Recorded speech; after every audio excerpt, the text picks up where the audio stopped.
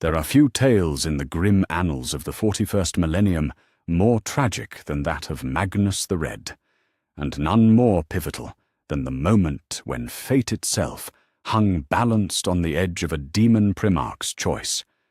The great library city of Tisca burned around him, its crystal spires reduced to glowing slag beneath the relentless bombardment of the Space Wolves' fleet. The air itself screamed with psychic discharge as 10,000 years of accumulated knowledge turned to ash and memory. Magnus the Red stood upon the highest tower of his ruined palace, his single eye blazing with fury that could melt adamantium. Below him, the sons of Fenris carved their way through the outer districts with chain blade and bolt round, their howls of vengeance echoing across the devastation. His own sons, the 1,000 Sons, fell back in organized retreats, their discipline intact even as their world died beneath them. The Crimson King had known this day would come, ever since his astral form had torn through the Emperor's great work, shattering the carefully constructed barriers that protected the Webway project.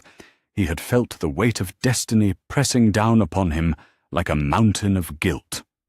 His attempt to warn his father of Horus's treachery had instead doomed the Imperium to an eternity of vigilance. The irony was not lost on him. Leman Russ approached through the smoke and flame, his massive form cutting through the debris like a force of nature itself. The Wolf King's armor bore the scars of a dozen battles, and his eyes held no mercy for the sorcerer he had come to bring to heel. Behind him marched the implacable warriors of the 6th Legion, their frost-blue armor gleaming with reflected firelight. "Magnus!" Russ's voice thundered across the killing ground. "Come down and face the Emperor's justice. Your world burns for your treachery."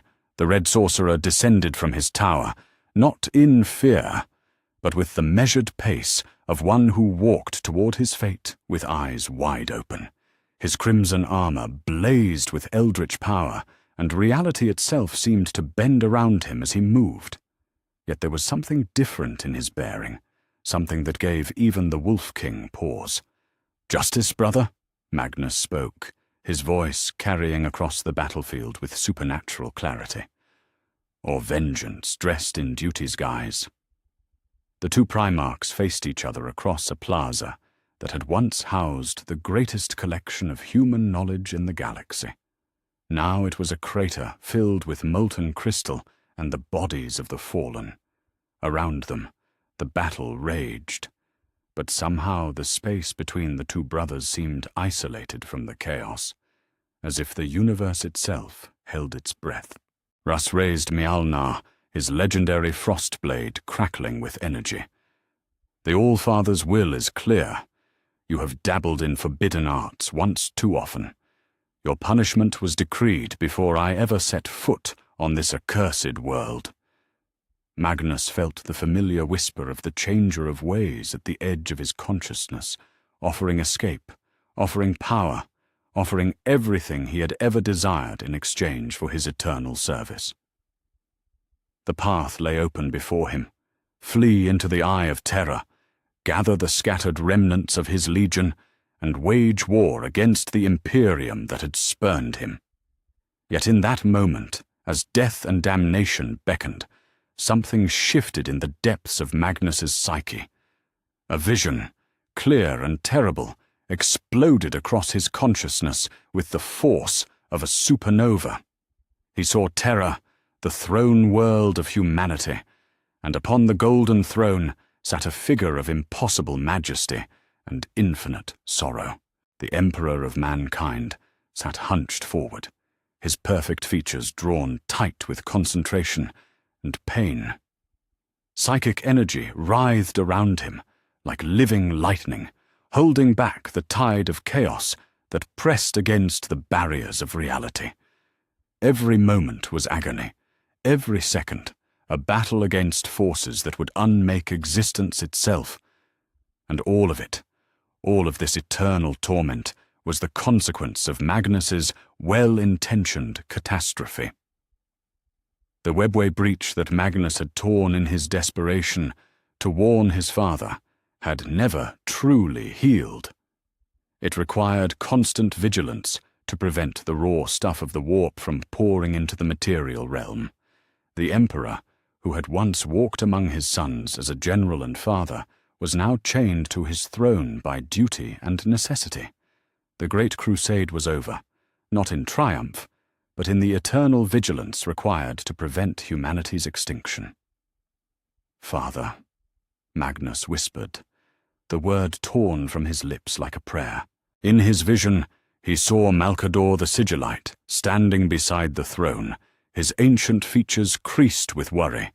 He watched as the Emperor's body began to fail, as even his godlike constitution struggled against the endless psychic strain. He saw the choice that lay before them: find a replacement capable of bearing the burden, or watch as humanity's guardian finally succumbed to exhaustion, and the galaxy burned. The vision shifted, and Magnus saw himself as he was meant to be. Not the broken exile fleeing to chaos, but the loyal son taking his place upon the throne. His psychic might was second only to the Emperor himself, his understanding of the warp unmatched among the Primarchs. He had been designed for this purpose, crafted by the Emperor's own hands to bear burdens that would crush lesser beings. Tzeentch's voice grew urgent in his mind, promising escape from this revelation, offering to shield him from the terrible weight of responsibility. The Changer spoke of vengeance against those who had wronged him, of power beyond imagining, of freedom from the crushing expectations of his father's design. Magnus turned his back on the whispers. "Russ," he said, and his voice carried none of the defiance the Wolf King expected. "I surrender." The words hit the battlefield like a thunderclap. Space wolves and Thousand Suns alike froze in their combat, unable to process what they had heard. Leman Russ lowered his blade slightly, his fierce expression clouding with confusion. "What trickery is this, sorcerer?" Magnus spread his arms wide, making no move toward any weapon. Around him, the psychic fires that had protected him from the Space Wolves' assault began to dim. "No trickery, brother. I have seen what my pride has cost, and what duty demands. I will return with you to Terra, to face our father's judgment." The Crimson King's words rang with such sincerity that even the most hardened warriors felt their certainty waver. This was not the defiant sorcerer they had come to punish, but something else entirely. Magnus had looked into the abyss of his own making and chosen to step back from its edge. Ahriman, chief librarian of the Thousand Suns, appeared at his Primarch's side, his ornate armor crackling with barely contained power. "My lord, this is madness. The Legion stands ready to fight. We can break through their lines, escape to the fleet." "No, my son," Magnus said, placing a gentle hand on Ahriman's shoulder. "The time for running has passed. I have seen the price of my mistakes, and I will not compound them with cowardice."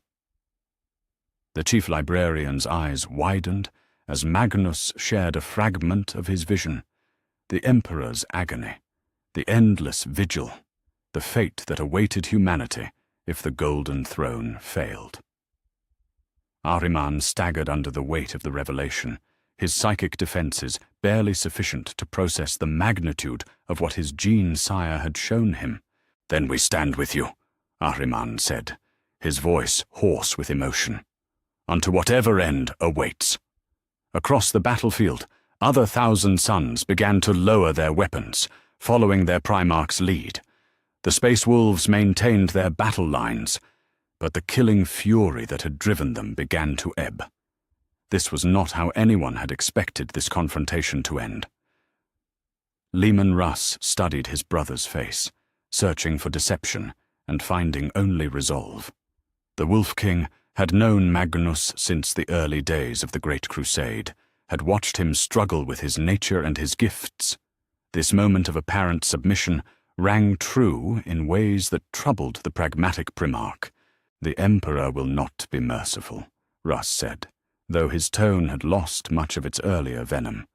"Your crimes are too great for simple forgiveness." Magnus nodded, accepting the truth of his brother's words. "I do not seek mercy, only the chance to serve as I was meant to serve. Let history judge whether my final choice redeems the errors of my past." As the fires of Prospero burned around them, as the ashes of knowledge fell like snow upon the dead, Magnus the Red made the decision that would reshape the fate of the galaxy. He turned away from chaos, away from vengeance, away from the easy path that led to damnation.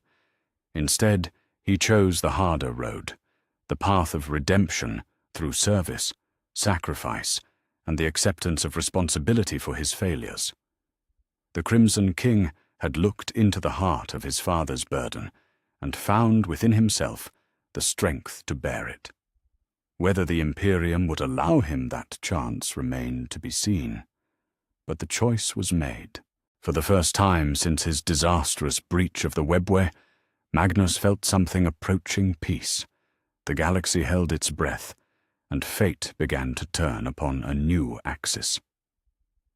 The journey from Prospero to Terra passed in silence, broken only by the hum of ship systems and the weight of unspoken judgment. Magnus the Red sat in his specially constructed containment chamber aboard the Space Wolves battle barge, Fictional, his massive frame dwarfing the restraints that had been designed more for symbolism than necessity. He could have torn free at any moment, could have turned the entire vessel into a tomb of twisted metal and screaming souls, yet he remained still as carved stone. Leman Russ visited him only once during the voyage, his frost-blue eyes studying his captive brother with the intensity of a predator evaluating wounded prey. The Wolf King spoke no words, but Magnus felt the questions radiating from him, like heat from a forge. Why the surrender? Why the sudden change? What game was the sorcerer playing now? Magnus offered no answers, for the truth would sound like madness to ears unprepared for its weight. Instead, he turned his single eye toward the viewing port and watched the stars wheel by, each light a world that might burn if he failed in what he now understood to be his true purpose. Terra grew larger in the viewport with each passing hour, the throne world of humanity wreathed in defensive stations and orbital fortresses. The planet's surface crawled with the lights of hive cities and manufacturing complexes, all bent toward the singular purpose of feeding the war machine that kept the Imperium alive. Yet even from this distance, Magnus could feel something wrong with the world below, a psychic disturbance that made his enhanced senses recoil. The Golden Throne pulsed like an infected wound in the fabric of reality itself. When the Fictional finally docked at the primary orbital platform, Magnus found himself surrounded by an honor guard that was anything but honorable. Custodians in their gleaming auramite armor flanked him on every side, their guardian spears crackling with lethal energy. Behind them marched a full company of imperial fists, their yellow plate bearing the scars of countless battles and their discipline absolute. The procession descended through the orbital elevator in complete silence, the only sound the mechanical whir of ancient machinery and the soft footfalls of the Emperor's finest warriors.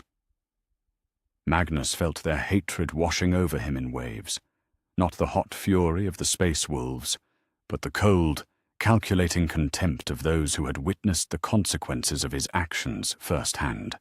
The Imperial Palace sprawled before them like a mountain range wrought in marble and adamantium, its spires reaching toward the polluted sky of Terra. Even in his darkest imaginings, Magnus had not fully grasped the scale of his father's seat of power. Entire armies could march through corridors wide enough to accommodate titans, and the defensive walls rose higher than the tallest spires of Prospero had once reached. Yet for all its grandeur, the palace felt hollow, as if some essential spirit had been drained from its golden halls. The Emperor's presence, once a blazing beacon that could be felt across the galaxy, had dimmed to a flicker barely detectable even to Magnus's enhanced psychic senses. Rogel Dawn waited in the anteroom that led to the throne chamber itself, his scarred features set in an expression of granite disapproval. The Praetorian of Terror bore fresh wounds from the endless sieges that had become his daily burden, and his yellow armor showed the wear of a commander who led from the front lines. "So the prodigal son returns," Dawn said, his voice carrying the weight of judgment already past. "Tell me, Magnus, what words will you speak to justify the ruin you have wrought?" Magnus met his brother's gaze without flinching, though the accusation cut deeper than any blade. "I come not to justify, but to atone. I have seen the price of my failures, Rogel, and I offer myself as payment." "Atonement." Dawn spoke the word like a curse. "Do you think the dead of Prospero care for your sudden change of heart? Do you believe the demon hordes pressing against our reality will be turned back by your regret?" Before Magnus could respond, another figure entered the chamber, and the very air seemed to grow heavy with age and wisdom. Malcador the Sigillite moved with the careful steps of one who bore burdens that would crush lesser beings, his ancient features etched with lines of care and sorrow. The regent's psychic presence was a pale echo of the Emperor's, yet it carried depths of experience that made even Magnus pause in recognition of a superior intellect. "Peace, Rogel," Malcador said, his voice soft yet carrying absolute authority. "The Crimson King has come far to stand before us. Let us hear what words he brings before we render our judgment." Dawn stepped aside with obvious reluctance, his hand never straying far from the hilt of his blade. The Sigillite approached Magnus with the measured pace of a scholar examining a particularly dangerous manuscript, his ancient eyes searching the Primarch's face for deception. "You surrender yourself to imperial justice," Malcador observed. "Yet I sense no defeat in you, only resolution. Tell me, son of the Emperor, what revelation has brought you to this place?" Magnus felt the weight of the moment settling around him like a shroud. These men had every reason to condemn him, every justification for seeing his offer as another manipulation by the powers of chaos. Yet they were also the last, best hope for the species he had inadvertently doomed. "I have seen our father's burden," Magnus said, his words carrying the psychic resonance of absolute truth. "The webway breach that I tore in my desperation has chained him to the golden throne, forcing him to maintain a barrier against the very forces I sought to warn him about. Every moment he sits upon that throne is agony, every second a battle against dissolution. I come to offer what I should have offered from the beginning, myself, as a replacement." The silence that followed was profound enough to hear the beating of hearts and the whisper of recycled air through ancient ventilation systems. Dawn's expression shifted from anger to something approaching shock, while Malcador's ancient features creased with new lines of consideration. "You would take his place?" the Sigillite asked, and there was no mockery in his tone, only careful evaluation. "Do you understand what such a burden entails? It is not merely sitting upon a throne, Magnus. It is surrendering yourself to an eternity of psychic warfare against forces that would unmake reality itself." Magnus nodded slowly. "I understand. Better than most, perhaps, for I have touched the warp in ways that few others have dared. My psychic might is second only to the Emperor himself, and my knowledge of chaos comes from intimate, terrible experience. If anyone can bear this burden, it is I." Malcador studied him for a long moment, his psychic senses probing the edges of Magnus's mind with surgical precision. The Primarch allowed the examination, opening his thoughts to show the sincerity of his offer and the depth of his remorse. "The Emperor must make this decision," Malcador said finally. "But I will tell you this, Magnus. If you speak truly, if you are indeed prepared to sacrifice yourself for the sake of humanity, then perhaps there is hope yet for redemption. Come, let us see what your father makes of your offer." The doors to the throne chamber opened with a grinding of ancient mechanisms that spoke of weights beyond the merely physical. The chamber beyond was a vast space that seemed to stretch into infinity, its golden walls lost in shadows that defied the blazing illumination that filled the center of the room. And there, upon the golden throne itself, sat the Emperor of mankind. Magnus felt his heart stop as he beheld his father's condition. The Emperor had always been a figure of impossible grandeur, a being of such psychic might that reality bent around him like light around a star. Now he seemed diminished, his perfect features drawn tight with concentration and pain. Psychic energy writhed around the throne like living lightning, and the very air crackled with the effort required to maintain the barriers that kept chaos at bay. Cables and life support systems snaked across the throne's base, feeding directly into the Emperor's form. His breathing was labored, each inhalation a visible effort, and his eyes, those eyes that had once blazed with the fire of creation, now burned with the desperate intensity of one holding back an ocean with his bare hands. "Father," Magnus whispered, and the word carried such anguish that even Dawn's expression softened slightly. The Emperor's gaze turned toward them, and for a moment the weight of his attention was enough to drive lesser beings to their knees. When he spoke, his voice carried the harmonics of distant thunder and the whisper of stellar winds. "Magnus." The single word contained galaxies of meaning, disappointment, sorrow, and beneath it all, a father's love that had endured even the worst betrayal. "You have returned to us." "I have come to make amends," Magnus said, stepping forward despite the waves of psychic force that pressed against him. "I have seen what my actions have cost you, and I offer myself as payment for that debt." The Emperor's eyes closed for a moment, and Magnus could see the tremor that ran through his father's frame as he fought to maintain his concentration. When they opened again, there was something new in them, a flicker of hope that had been absent for far too long. "The burden of the throne is eternal," the Emperor said. "It requires constant vigilance, unending sacrifice.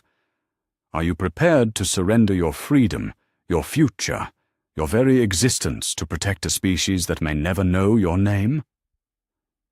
Magnus felt the weight of destiny settling upon his shoulders like a mantle woven from starlight and shadow. This was the moment that would define not only his fate, but the fate of humanity itself. He thought of Prospero burning, of the knowledge lost, of the sons who had died because of his pride. He thought of the galaxy bleeding in civil war, of the demon hordes pressing against the barriers of reality, of his father's agony stretching into eternity. "I am," he said, and the words carried the finality of an oath sworn before the gods themselves. The Emperor studied his son for what felt like an eternity, his psychic senses probing the depths of Magnus's resolve. Finally, slowly, he nodded. "Then let us speak of what such a sacrifice would require." In that moment, as father and son faced each other across the space that separated redemption from damnation, the future of the galaxy hung in the balance. The choice had been made, but its implementation would require a delicacy that could not afford even the smallest error. The Crimson King had come home at last, not as a conqueror or a prodigal son, but as a willing sacrifice upon the altar of humanity's survival. The council chamber beneath the imperial palace had witnessed the deliberation of countless campaigns, the planning of conquests that spanned star systems, and the coordination of humanity's greatest triumphs. Never before had it hosted a debate over the fate of the Emperor himself. The vaulted ceiling, carved from a single piece of Terran granite and inlaid with precious metals, seemed to press down upon those gathered with the weight of 10,000 years of history. The Emperor sat at the head of the ancient table, though his presence was projected rather than physical. His true form remained chained to the golden throne, maintaining the psychic barriers that kept humanity's enemies at bay. Even this astral projection required tremendous effort, evidenced by the flickers of strain that occasionally crossed his perfect features. Malkador the Sigillite occupied the seat to the Emperor's right, his ancient hands folded before him as he weighed possibilities that would reshape the galaxy. Rogel Dawn sat across from him, the Praetorian's scarred features set in lines of deep concentration. Around the table, select members of the Custodian Guard stood in silent vigilance, their presence a reminder that even in this most secure of chambers, threats could manifest without warning. "The proposition is unprecedented," Dawn said, his voice carrying the careful precision of one who built fortifications meant to endure millennia. "To place a fallen Primarch upon the Golden Throne defies every protocol, every safeguard we have established." The Emperor's projection nodded slowly, acknowledging the validity of his son's concerns. "Yet our current situation is equally unprecedented. The throne requires constant attention, and my continued occupation of it prevents me from addressing the greater threats that tear the Imperium apart. Magnus offers a solution, but only if we can be certain of his loyalty." Valdor, Captain General of the Custodian Guard, stepped forward from his position along the chamber wall. His golden armor caught the light from the chamber's luminators, and his dark eyes held the weight of absolute duty. "My lord, we have prepared the trials as you requested. If Magnus the Red is to be trusted with humanity's survival, he must prove himself beyond any shadow of doubt." Malkador raised one weathered hand, drawing attention to himself. "The question is not merely whether Magnus can resist chaos corruption," he said, his voice soft, yet carrying across the chamber with undeniable authority. "It is whether he possesses the strength of will to endure an eternity of psychic warfare. The throne does not merely require power, it demands sacrifice of a kind that few beings can comprehend." "Then let him prove it," Dawn said grimly. "If the Crimson King speaks truly of redemption, let him demonstrate that his words carry substance. But I will not see Terra endangered by misplaced mercy." The Emperor's gaze turned inward for a moment, as if consulting some vast reservoir of wisdom that existed beyond mortal understanding. When he spoke again, his words carried the finality of imperial decree. "Summon Magnus. Let the trials begin." The chamber that had been prepared for the trials lay deep beneath the palace, in vaults that had been sealed since the dark age of technology. Ancient machines hummed with barely contained power, their functions mysterious even to the tech priests who tended them. Psychic dampening fields created geometric patterns in the air, while monitoring equipment tracked readings that would have driven lesser minds to madness. Magnus entered the chamber, flanked by custodians, his crimson armor gleaming under the harsh illumination of the testing apparatus. His single eye showed no fear, only a resolve that seemed to have been forged in the fires of genuine remorse. Behind him walked Ahriman, chief librarian of the Thousand Sons, his ornate Terminator armor marking him as one of the Legion's most accomplished psychers. "You need not witness this, my son," Magnus said, turning to address his gene son, with something approaching paternal concern. What follows may be difficult to observe. Ahriman's response carried the weight of absolute loyalty. Where you go, my lord, I follow, even unto the ending of the world. The first trial came without warning, a psychic assault that would have reduced a normal human to gibbering insanity in seconds. Entities from the deepest reaches of the warp pressed against Magnus's mental defenses, offering power, promising revenge against those who had wronged him, whispering seductive lies about the glories that awaited him if he would only embrace his true nature. Magnus stood unmoved at the center of the maelstrom, his psychic barriers holding firm against temptations that had toppled entire worlds. Where once he might have been curious about the knowledge the demons offered, now he felt only disgust at their honeyed words. The corruption that had once seemed like enlightenment now revealed itself for what it truly was, a poison that destroyed everything it touched. "I know your whispers," Magnus said, his voice cutting through the psychic storm like a blade through silk. "I have heard your promises before, and I have seen where they lead. You offer power, but you bring only slavery. You speak of freedom, but you are the chains that bind souls to eternal torment. I reject you. I reject all of you." The demons pressed harder, their assault reaching crescendos that made reality itself groan under the strain. Images flashed through Magnus's consciousness, visions of Prospero restored, his sons returned to life, his knowledge expanded beyond all mortal limits. All of it could be his, they promised, if he would only accept their gifts. Magnus stood firm, and gradually the assault began to wane. The entities of the warp found no purchase on his mind, no crack in his defenses through which they could pour their corruption. Where once they had found pride and ambition, now they encountered only duty and sacrifice.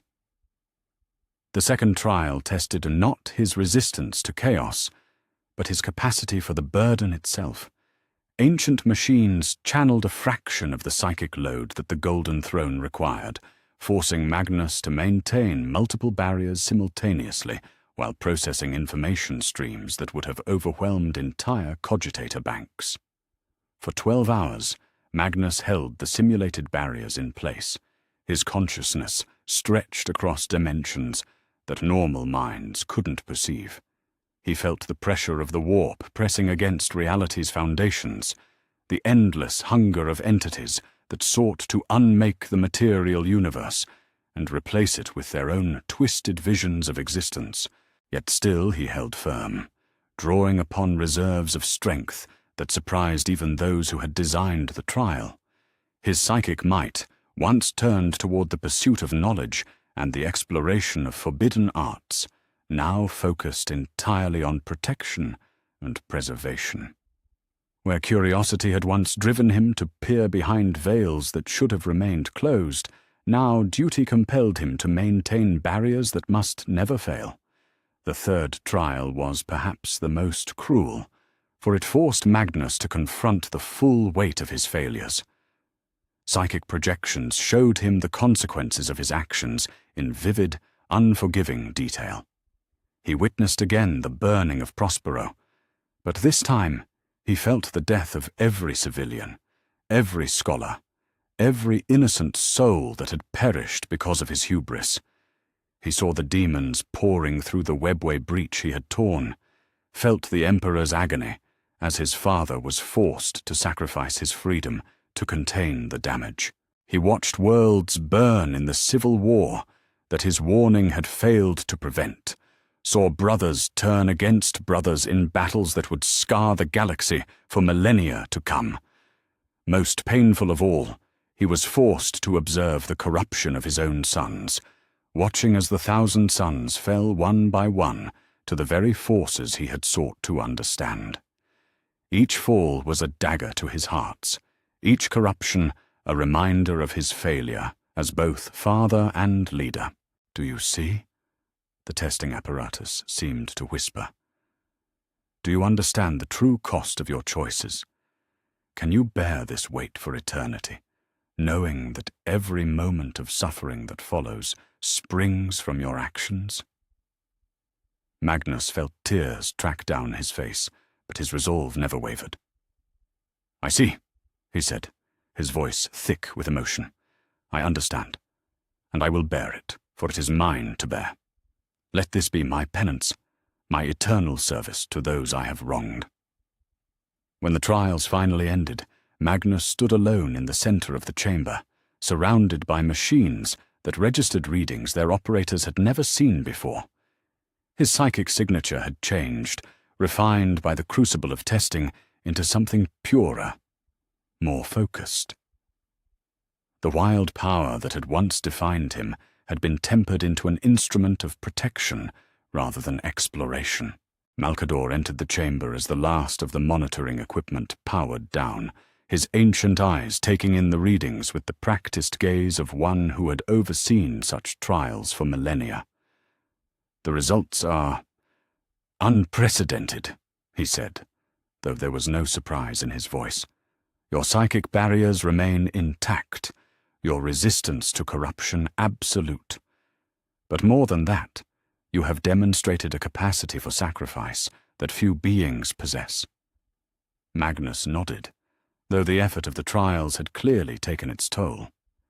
The Emperor's burden is vast, but I believe I can bear it. The question that remains is whether you trust me to try. Trust is earned through deeds, not words, came Dawn's voice as the Praetorian entered the chamber. But your deeds here speak louder than any oath you might swear. If you are truly committed to this path, then we must begin preparations for the transition ritual. The days that followed passed in a blur of activity, as the most skilled tech priests in the Imperium worked to prepare the mechanisms that would allow the transfer of power.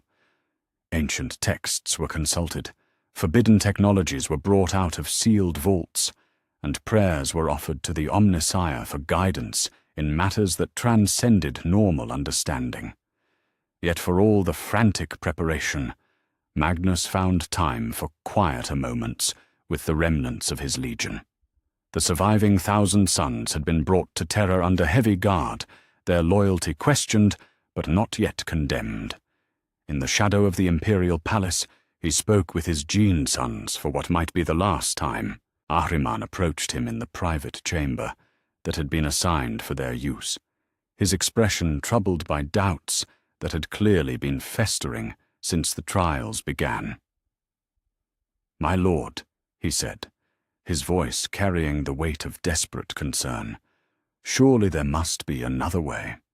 To sacrifice yourself to the throne is to abandon everything we have worked for, everything we have believed in." Magnus turned from the window, through which he had been watching the setting sun paint the palace walls in shades of gold and crimson, his single eye fixed upon his most trusted son with something approaching tenderness. "What have we worked for, Ahriman?" he asked gently. "Knowledge? Understanding? The advancement of human potential through mastery of the psychic arts?" He shook his head slowly. "All of those things are meaningless if humanity itself is destroyed. Our pursuit of knowledge led us into error. Our quest for understanding opened doors that should have remained sealed. Perhaps it is time to turn our gifts toward preservation rather than exploration. But to spend eternity upon the throne, isolated from all learning, from all growth, surely this is not what you were meant for." Magnus placed a hand upon Ahriman's shoulder, feeling the tension in his son's frame. "What I was meant for, and what I choose to do, are not the same thing. I was designed to be the Emperor's psychic bulwark, his defender against the threats that normal minds cannot comprehend. For too long, I pursued my own desires rather than fulfilling that purpose. Now I have the chance to serve as I was always intended to serve." Ahriman's eyes glistened with unshed tears, a display of emotion that would have shocked those who knew him only as the cold, calculating chief librarian. "Then what becomes of us? What becomes of the Legion?" "You become what you were always meant to be," Magnus replied. "Not my sons seeking forbidden knowledge, but guardians of the human psyche. Teach others to resist the whispers that once tempted us. Help them understand that power without wisdom is destruction, that curiosity without restraint is damnation. Serve the Imperium not as sorcerers, but as protectors." The conversation continued deep into the night, but when dawn broke over Terra's polluted sky, Ahriman had found his peace with his Primarch's decision. The other surviving 1,000 sons followed his lead, accepting their new role with the discipline that had always defined their legion. As the final preparations neared completion, Magnus stood once more before the Golden Throne, gazing upon the mechanism that would become his eternal prison. Yet he felt no fear, no regret for the choice he had made. The path he had chosen was difficult beyond measure. But it was the right path. The Crimson King had found his redemption at last, and soon he would take his place as humanity's eternal guardian. The ritual chamber had been prepared with the care reserved for ceremonies that would echo across eternity itself. Ancient archaeotech hummed with power that predated the Imperium, their machine spirits awakened from slumber that had lasted since the dark age of technology. Psychic wards carved from crystallized time itself formed geometric patterns in the air, each symbol a bulwark against the forces that would seek to interfere with the transfer of power. The Golden Throne sat at the center of the chamber, like a mountain wrought from hope and desperation, its baroque mechanisms gleaming with inner light that seemed to pulse in rhythm with the heartbeat of reality itself. Cables and conduits snaked across the floor in patterns that hurt the mind to contemplate, each one carrying currents of energy that could power entire star systems. Magnus the Red approached the throne with steps that measured the distance between damnation and redemption. His crimson armor had been replaced with robes of deep purple, marked with the symbols of his new purpose, each thread woven with psychic materials that would help channel the immense energies he was about to assume. Behind him walked the witnesses to this unprecedented moment: Malkador the Sigillite, Rogel Dawn, Constantin Valdor, and the most senior tech priests of Mars. The Emperor waited beside the throne, his perfect form flickering between physical presence and astral projection as he struggled to maintain coherence while preparing for the transfer. 10 millennia of constant psychic strain had taken their toll even on his godlike constitution. Yet his eyes still blazed with the fire that had once conquered the stars. "My son," the Emperor said, his voice carrying harmonics that spoke directly to the soul. "What we attempt has never been done before. The throne will test you in ways that no trial could simulate. You will feel the weight of humanity's survival pressing down upon your consciousness every moment of every day.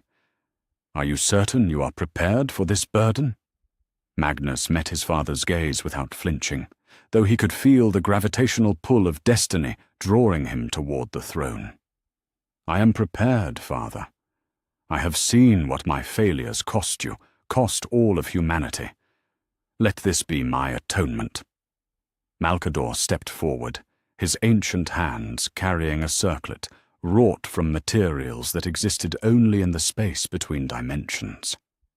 "This crown was forged in the earliest days of the throne's construction," he said, his voice heavy with the weight of ages. "It will help focus your psychic might and protect your mind from the worst of what you will encounter. But remember, Magnus, The throne does not merely require your power. It requires your very essence, your willingness to sacrifice everything you are for the preservation of what must be." The Crimson King accepted the crown, feeling its weight settle upon his brow like the touch of eternity itself. Immediately, his psychic senses expanded, allowing him to perceive the vast web of forces that the throne controlled. He could feel the webway breach straining against the barriers that held it closed, sense the demon hordes pressing against reality's foundations, taste the bitter tang of chaos corruption that sought every weakness in humanity's defenses. Tech Priest Dominus Zeth raised her mechanical appendages toward the chamber's vaulted ceiling, her voice carrying the binary cant that would initiate the transition protocols. The Omnissiah's blessing upon this sacred undertaking. Let the machine spirits guide us in this moment of unprecedented transformation. The first stage of the ritual began with a harmonic resonance that seemed to emerge from the throne itself. Ancient mechanisms that had slumbered for centuries awakened with grinding protests that spoke of wear and age beyond measure. The chamber filled with energy discharges that painted the air in colors that had no names, while reality itself seemed to hold its breath. Magnus placed his hands upon the throne's armrests, feeling the immediate connection to the vast network of psychic conduits that stretched across the galaxy. The sensation was overwhelming, like trying to drink from an ocean while standing in a hurricane. Information flooded his consciousness. Reports from astropaths across 1,000,000 worlds, distress calls from ships lost in warp storms, the desperate prayers of humanity crying out for salvation from forces beyond their understanding. "Focus, my son," the Emperor said, his voice cutting through the psychic maelstrom. "Do not try to process everything at once. The throne will teach you to filter what matters from what merely exists. Feel for the great patterns, the flows of energy that keep our species alive." Magnus followed his father's guidance, allowing his consciousness to expand in controlled stages. He felt the Astronomicon first, that great beacon that guided humanity's ships through the treacherous currents of the warp. Its light blazed like a star in his mind, and he marveled at the precision required to maintain its focus across such vast distances. Next came the webway barriers, and here Magnus felt the true weight of what his father had been enduring. The breach he had torn in his desperation to warn of Horus's treachery gaped like a wound in reality itself, held closed only by constant psychic pressure that would have reduced lesser beings to ash in moments. Demon entities pressed against the barriers like a tide of living malevolence, seeking any weakness that would allow them to pour into the material realm.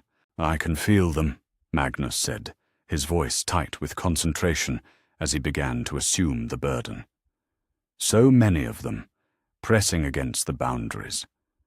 How have you held them back for so long?" "By never allowing myself a moment's rest," the Emperor replied, and for the first time in centuries, exhaustion was evident in his voice. Every second of inattention could spell doom for billions. "But you are stronger than I was at your age, my son. You understand the warp in ways that I learned only through bitter experience. You can do this." The transition accelerated, and Magnus felt the full weight of the throne's responsibilities settling upon his consciousness. The psychic load was immense, like trying to hold up the sky with his bare hands, while simultaneously conducting a symphony composed of stellar winds and gravitational forces. Yet he did not falter, drawing upon reserves of strength that had been refined by genuine remorse and absolute purpose. The Emperor began to rise from the throne, his movements careful and deliberate as he transferred each strand of psychic control to his son. Decades of constant vigilance had left their mark upon his perfect form, and Magnus could see the toll that the burden had taken. Yet there was also relief in his father's eyes, the first peace he had known since the moment Magnus had shattered the Webway project. "Remember," the Emperor said as the final connections transferred, "you are not merely holding back chaos. You are maintaining the infrastructure that allows humanity to survive among the stars. The Astronomicon, the psychic networks, the barriers that keep our reality stable, all of it rests upon your shoulders now." Magnus nodded, his consciousness now fully integrated with the throne's systems. He could feel every psyker in the Imperium, sense every ship navigating by the Astronomicon's light, monitor every psychic disturbance that might herald a demon incursion. The responsibility was vast beyond measure, yet he embraced it willingly. The moment of full transition arrived with a flash of light that illuminated the chamber brighter than a dozen suns. For an instant, Magnus felt his individual identity dissolving into the cosmic forces he now controlled, felt himself becoming something more and less than human. Then his will reasserted itself, and he found his center amid the storm of power that now flowed through him. The Emperor stepped away from the throne for the first time in centuries, his form solidifying as he was freed from the constant psychic drain. For a moment, he simply stood in wonder at his own liberation, flexing fingers that had been locked in the same position for decades. Then he turned to his son, and there was something approaching pride in his ancient eyes. "It is done," he said simply. "You have taken up the burden willingly, and humanity is in your debt." Before anyone could respond, the chamber's warning systems began to blare with urgent alarms. Magnus felt it immediately. A massive psychic disturbance in the warp, centered on the Webway breach itself. The demon hordes had sensed the moment of transition, had felt the brief vulnerability as control passed from father to son, and now they pressed their attack with renewed fury. "They seek to test you immediately," Valdor observed, his hand moving instinctively to his guardian spear. "The creatures of chaos never miss an opportunity to exploit perceived weakness." Magnus felt the assault building like a psychic tsunami, wave upon wave of malevolent entities hurling themselves against the barriers he now maintained. Where the Emperor might have met them with methodical resistance, Magnus brought something different to the defense. An intimate understanding of how chaos operated, knowledge purchased at terrible cost during his own fall and redemption. He did not merely hold the barriers in place, he turned them into weapons. The psychic energy that had once been purely defensive became a blazing sword that cut through the demon ranks like fire through parchment. Where the entities expected to find weakness in the transition, they instead encountered a defender who understood their nature better than they understood themselves. The assault broke against Magnus's defenses like waves against an adamantium cliff, the demon hordes reeling back in confusion and pain. In the space of minutes, what should have been humanity's most vulnerable moment became instead a demonstration of strength that sent ripples of fear through the warp itself. "Impressive," Dawn said, his usual stoicism cracking slightly to reveal genuine admiration. "You do not merely hold them back, you actively repel them." Magnus smiled, though the expression was strained by the effort of maintaining such devastating psychic output. "I have learned much about our enemies, brother.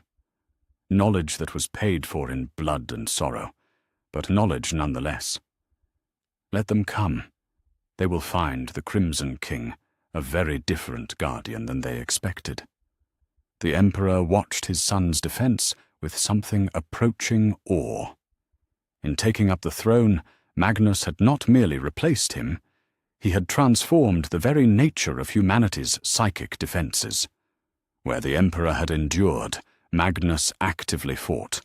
Where the Emperor had held the line, Magnus pushed it forward. "The galaxy has gained a protector, unlike any it has known," the Emperor said, his voice carrying across the chamber, despite the psychic storm raging around the throne.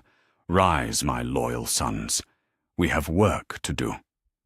For the first time in centuries, the Emperor of mankind was free to wage war as he had been meant to wage it, not as a prisoner chained to a throne, but as a general leading his armies to victory.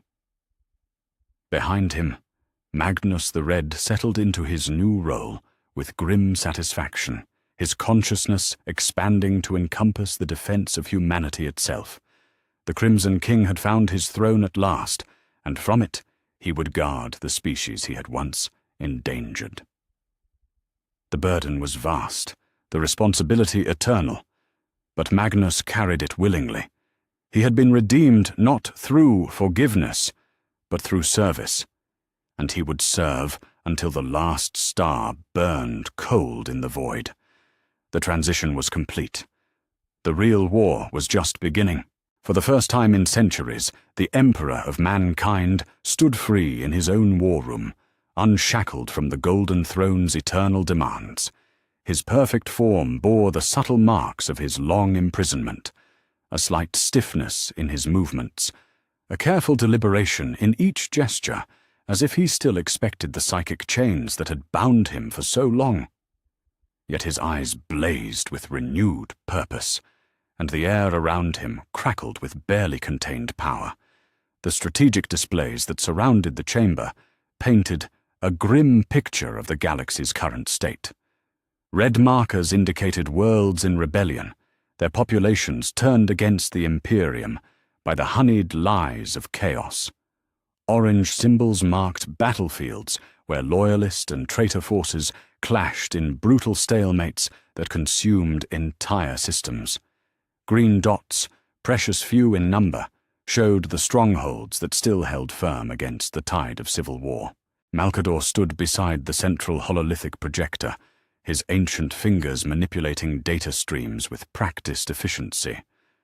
"The situation has deteriorated significantly during your confinement," he said, his voice heavy with the weight of accumulated disasters. Horus commands nearly half the Space Marine legions, and his advance toward Terra seemed inevitable until now, the Emperor finished, his voice carrying harmonics that seemed to resonate through the very foundations of the palace. "Show me the current dispositions. Where are my loyal sons?" The projector flared to life, revealing the positions of the loyalist forces scattered across the galaxy. Robut Gilimon held Ultramar against repeated assaults, his disciplined legions forming the backbone of resistance in the eastern fringe. The Lion fought a shadow war in the galactic north, his dark angels striking at traitor supply lines with methodical precision. Sanguinius defended Baal and the surrounding sectors, his blood angels serving as a beacon of hope in the growing darkness. "They fight well," the Emperor observed, studying the tactical displays with the eye of one who had conquered the galaxy once before. "But they fight separately, each responding to local threats without coordination. This changes now." Rogel Dawn entered the chamber with the measured stride of one who bore the weight of Terra's defense upon his shoulders. His armor showed fresh battle damage, evidence that the war had already reached the Sol system's outer worlds. "My lord," he said, inclining his head in formal acknowledgement, "the fleet assets you requested are assembled and ready for deployment. But I must ask, is it wise to leave Terra so soon after the transition? Magnus has proven capable, but he is untested in sustained combat," the Emperor finished. "Your concern is noted, Rogel, but necessary. Every moment I remain idle, more worlds burn and more of my sons fall to corruption. The heresy has progressed this far because I was chained to the throne, unable to intervene directly. That limitation no longer exists. High above them, in the throne chamber that had become his eternal prison and purpose, Magnus felt the first tremors of what would become his greatest trial yet. The psychic barriers that protected humanity required constant attention, but they also served as windows into the broader conflict raging across the galaxy. Through the network of astropathic communications and psychic monitoring stations, he could sense the movements of vast fleets and the ebb and flow of battles fought light years away. It was through this network that Magnus first detected the disturbance emanating from the vengeful spirit, Horus's flagship. The War Master's psychic signature blazed with rage and disbelief as reports reached him of the Emperor's sudden freedom. Where once Horus had sensed only the distant, constrained presence of his father, bound to the Golden Throne, now he felt the full weight of imperial authority preparing to turn against him. The communion between Horus and his patron powers grew urgent, the whispers of chaos promising greater strength if he would only embrace their gifts more fully. Magnus felt the familiar taint of corruption spreading through the warp, recognizing the patterns he had once known all too well. Yet now, instead of curiosity or temptation, he felt only disgust at the alien influences that sought to manipulate his brother. On Terra, the Emperor's preparations proceeded with the efficiency of one who had orchestrated countless campaigns across the stars. Fleet assets that had been held in defensive positions around the Sol system were reorganized into strike forces capable of rapid deployment. The Custodian Guard, his personal bodyguard that had not left Terra since the heresy began, prepared for their first offensive operations in decades. "The plan is ambitious," Dawn observed, as he studied the deployment orders. Simultaneous relief of Ultramar, coordination with the Lion's forces, and direct intervention at 3 critical battlefields. It will strain our resources to the breaking point. The Emperor's smile carried the confidence of one who had conquered a galaxy with far less. "Rogel, my son, you think like a defender, because that has been your role for too long.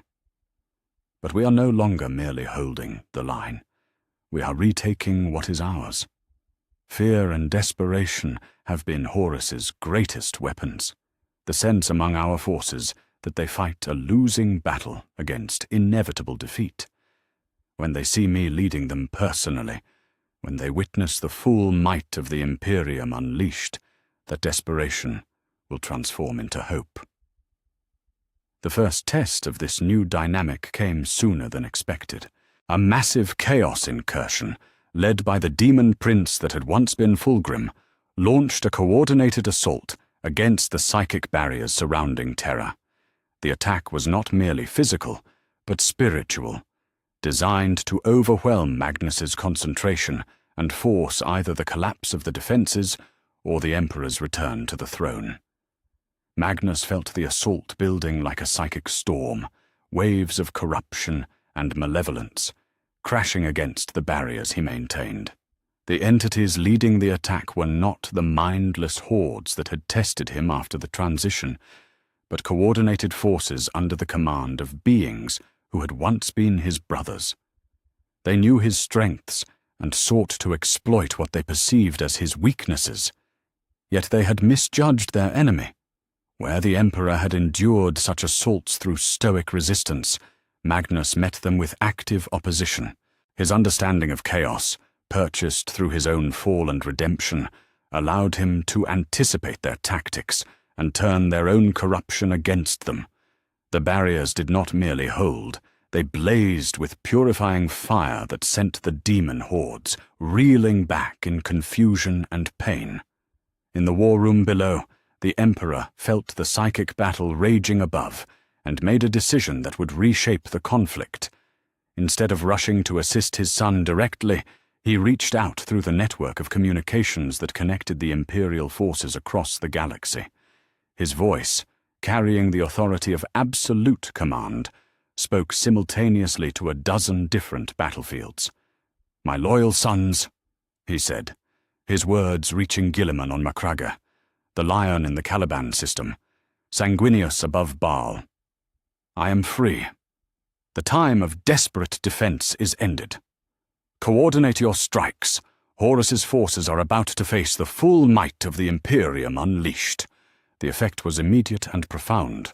On Ultramar, Robot Gilliman felt his father's presence like a blazing beacon cutting through the fog of war. The strategic genius that had made him the Lord of Ultramar suddenly had access to real-time intelligence and coordination that transformed scattered defensive actions into a coherent offensive campaign. The Lion, fighting his shadow war in the galactic north, received not just his father's words, but tactical intelligence that revealed chaos supply lines and staging areas that had previously been hidden. Within hours, Dark Angel's strike forces were moving to exploit weaknesses that would have taken months to discover through conventional reconnaissance. Sanguinius, feeling the weight of prophecy that had long haunted his dreams, found new hope in his father's voice. The visions of doom that had plagued him began to shift, showing not inevitable destruction, but the possibility of victory purchased through sacrifice and courage. Yet it was on the vengeful spirit that the Emperor's declaration had the most profound impact. Horus felt his father's presence like a knife to the heart, the certainty that had driven his rebellion suddenly shaken by the reality of facing the Emperor unbound. The War Master's council erupted into chaos as his followers realized that their carefully planned assault on Terra would now face opposition they had never anticipated. "How?" Fulgrim demanded, his serpentine form coiled around the tactical displays in the flagship's war room. The throne was supposed to chain him forever. Our assault on the barriers should have forced him to remain bound or watch humanity burn. Horus studied the reports with the eye of one who had learned strategy at his father's side, recognizing patterns that spoke of a fundamental shift in the balance of power. "Magnus," he said finally, his voice heavy with the weight of recognition. "Somehow, the Crimson King has taken the Emperor's place upon the throne." The silence that followed was profound, as the implications of this development crashed over the traitor forces like a tide of revelation. Their entire strategy had been predicated on the Emperor's immobilization, their advances timed to exploit his inability to coordinate a cohesive response. Now suddenly they faced not a desperate defensive action, but a coordinated imperial offensive led by the master of warfare himself. Back on Terra, Magnus felt the full weight of his new responsibility settling upon him like a mantle woven from duty and sacrifice. The psychic assault against the barriers had been repelled, but he could sense greater challenges building in the warp. The forces of chaos would not accept this setback passively. They would marshal their strength for assaults that would test him to his very limits. Yet he was not alone in this burden. Through the psychic network that connected him to the throne's systems, he felt his father's presence like a constant reassurance. The Emperor's freedom had not severed the bond between them. If anything, it had strengthened it, creating a symbiotic relationship where Magnus held the barriers while his father wielded the sword. "The balance has shifted," Magnus spoke aloud to the empty throne chamber, his voice carrying across the psychic networks to reach his father's consciousness. "They will come at us with everything they have now." The Emperor's response came not in words, but in a pulse of approval and shared determination that flowed through their connection. Father and son, divided once by pride and misunderstanding, now stood united in purpose. The real war was just beginning, but for the first time since the heresy had started, victory seemed not just possible but inevitable. In his command center, the Emperor turned to his gathered commanders with an expression of grim satisfaction. "Prepare the fleets," he commanded. "We are no longer playing defense. It is time to remind the galaxy why the Imperium conquered the stars." The Age of the Emperor. Unbound had begun, and with it, The traitor's certainty of victory began to crumble like sand before an inexorable tide. Magnus held the barriers, the Emperor wielded the sword, and together they would reclaim what had been lost to the darkness. The astropathic message reached Macragge during the darkest hour before dawn, when the fortress world's defenders were tallying the losses from another brutal assault by Word-Bearer's forces. Robuta Guilliman stood upon the battlements of his fortress monastery, his noble features etched with the weariness of one who had fought 100 battles without respite, when the communication reached him through channels secured by the highest levels of psychic encryption. For long moments, the Lord of Ultramar simply stared at the message, his analytical mind struggling to process information that defied every strategic assumption he had built his defense upon. Magnus the Red, the fallen sorcerer king whose breach of the webway had chained their father to the golden throne, had somehow redeemed himself through the ultimate sacrifice.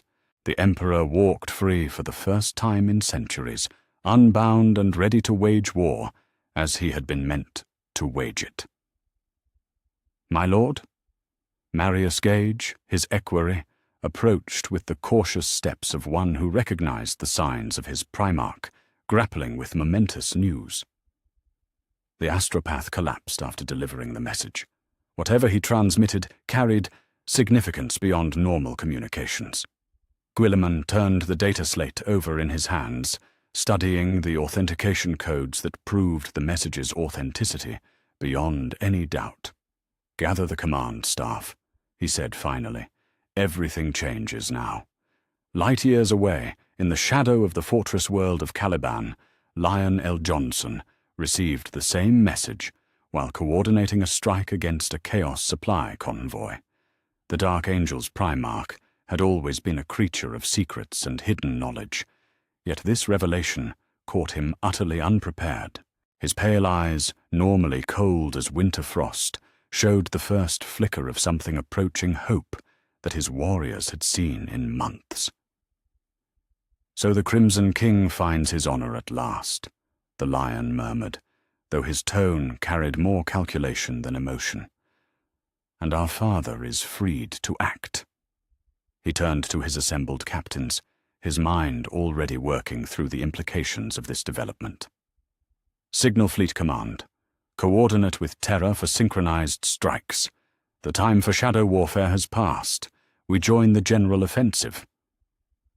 Yet it was Sanguinius who felt the change most profoundly, for the angel's gift of foresight had shown him glimpses of this possibility in dreams that had haunted him for decades. Upon the blood-red sands of Baal, he stood before the sarcophagus of his gene father Azkaelon, his perfect features reflecting an inner peace that had been absent since the heresy began. The visions came to him now, not as fragments of nightmare, but as coherent prophecy. He saw Magnus wreathed in psychic fire, holding back tides of demons with will alone. He saw the Emperor walking among his armies once more, his presence inspiring courage in warriors who had known only desperation.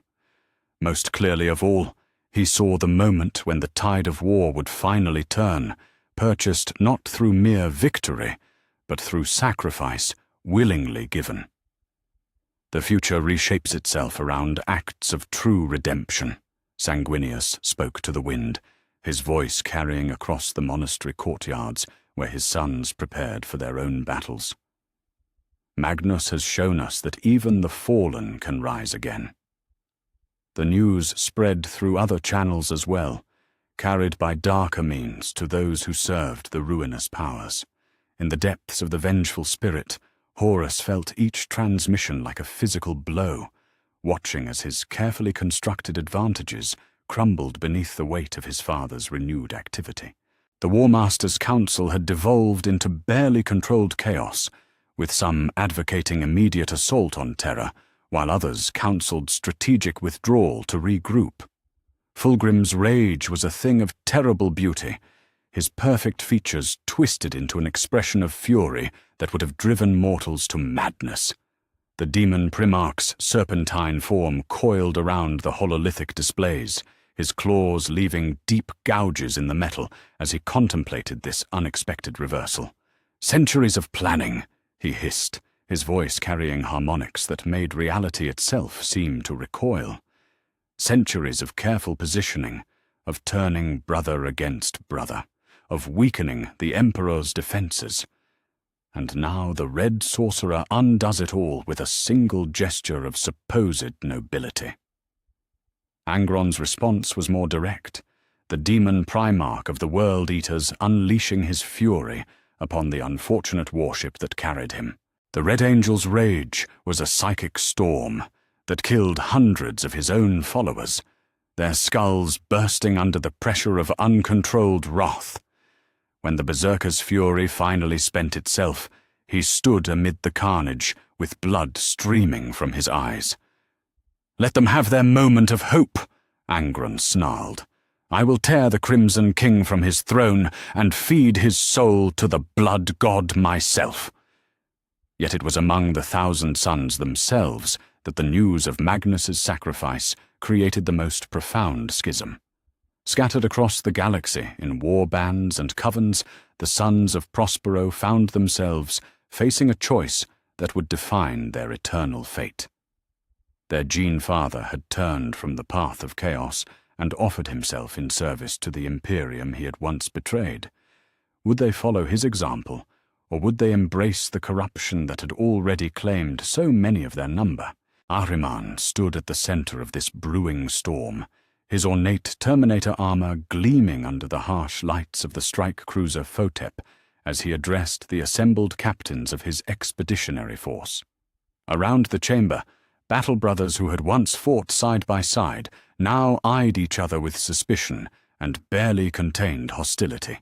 "Our Primarch has chosen his path," Ahriman said, his voice cutting through the tension like a blade through silk. "He has rejected the false promises of chaos and embraced duty over desire, service over power. The question before us is simple. Do we honor that choice, or do we follow the whispers that led us into damnation?" Captain Sobek, his psychic hood crackling with barely contained warp energy, stepped forward with his hand resting on his force sword. "The Crimson King was weak," he said, his voice distorted by the mutations that marked his fall to chaos. "He traded infinite knowledge for the slavery of the throne. I will not follow such a fool into pointless martyrdom." The battle that followed split the strike cruiser down the middle, brother fighting brother in corridors that had once echoed with scholarly debate. Ahriman led those who remained loyal to Magnus's memory, their psychic powers focused not on domination, but on purification. Against them stood those who had embraced Tzeentch's gifts, their minds already twisted by corruption beyond redemption. The fighting was vicious and personal, each combatant knowing their opponents as intimately as their own thoughts. Where once the Thousand Sons had been united in their pursuit of knowledge, now they were divided by the fundamental question of whether wisdom lay in power or in sacrifice. Ahriman's force sword carved through the chest of a former battle brother, his heart breaking even as his duty compelled him to strike. "This is what our hubris has cost us," he said, his voice heavy with sorrow as he fought his way toward the ship's bridge. "We sought to transcend mortal limitations and instead became slaves to entities that care nothing for our survival. The loyalist Thousand Sons won that particular battle, but Ahriman knew it was merely the first of many such conflicts that would rage across the galaxy. The Legion was breaking apart, its unity shattered by the fundamental choice their Primarch had placed before them. Some would follow Magnus's example and seek redemption through service. Others would sink deeper into corruption, becoming the very monsters they had once sought to study and understand. Far from the battlefields where his sons fought and died, Perturabo received the news with the cold calculation that had always defined him. The Lord of Iron stood in the command center of his flagship, studying tactical displays that showed the sudden shift in Imperial coordination and response times. Where once Loyalist forces had reacted slowly to threats, hampered by poor communication and lack of central authority, now they moved with precision that spoke of unified command. "The chessboard has been overturned," Perturabo observed to his assembled commanders. "Every strategy we have developed, every assumption we have made about Imperial capabilities must now be reconsidered. The Emperor unbound is not the same opponent we have been fighting." His bitter smile held no warmth, only the grim satisfaction of one who recognized the magnitude of the challenge before them. "So be it. Let them have their moment of coordination and hope. I have built fortifications that have withstood the fury of gods. Let us see how well they fare against the master of siege warfare himself." The news rippled outward through astropathic networks and courier ships, reaching every corner of the galaxy where humans still drew breath. On Loyalist worlds, populations fell to their knees in prayer as word spread that the Emperor himself walked free once more. In the depths of hive cities, workers whispered of the Red Angel who had sacrificed himself for humanity's salvation. Among the battle fleets, morale soared as officers realized they were no longer fighting a desperate holding action, but a coordinated offensive with victory as its goal. Yet for every world that rejoiced, another descended further into chaos as the forces of corruption sought to capitalize on the confusion and uncertainty. The galaxy balanced on a knife's edge between salvation and damnation, with the outcome dependent upon choices yet to be made and sacrifices yet to be offered. In the throne chamber of the Imperial Palace, Magnus felt each of these distant tremors through the psychic networks that connected him to the broader Imperium. The weight of so many minds pressing against his consciousness was overwhelming, yet he bore it willingly. Each prayer offered in his name, each act of courage inspired by his sacrifice, each moment of hope kindled by his father's freedom, all of it flowed through him and strengthened his resolve.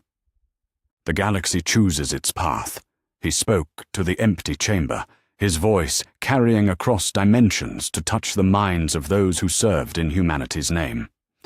"Let all who would stand against the darkness know that the Imperium endures and that its guardians will never falter in their duty." The schism was complete. Where once the heresy had been a simple matter of loyalist against traitor, now it had become something more complex and more dangerous. Brothers fought brothers not just over allegiance to emperor or war master, but over fundamental questions of redemption, duty, and the price of power itself. The real war was only beginning, and its outcome would reshape not just the galaxy, but the very nature of what it meant to serve the golden throne of terror. The augurs had screamed themselves hoarse with warnings that arrived too late to matter.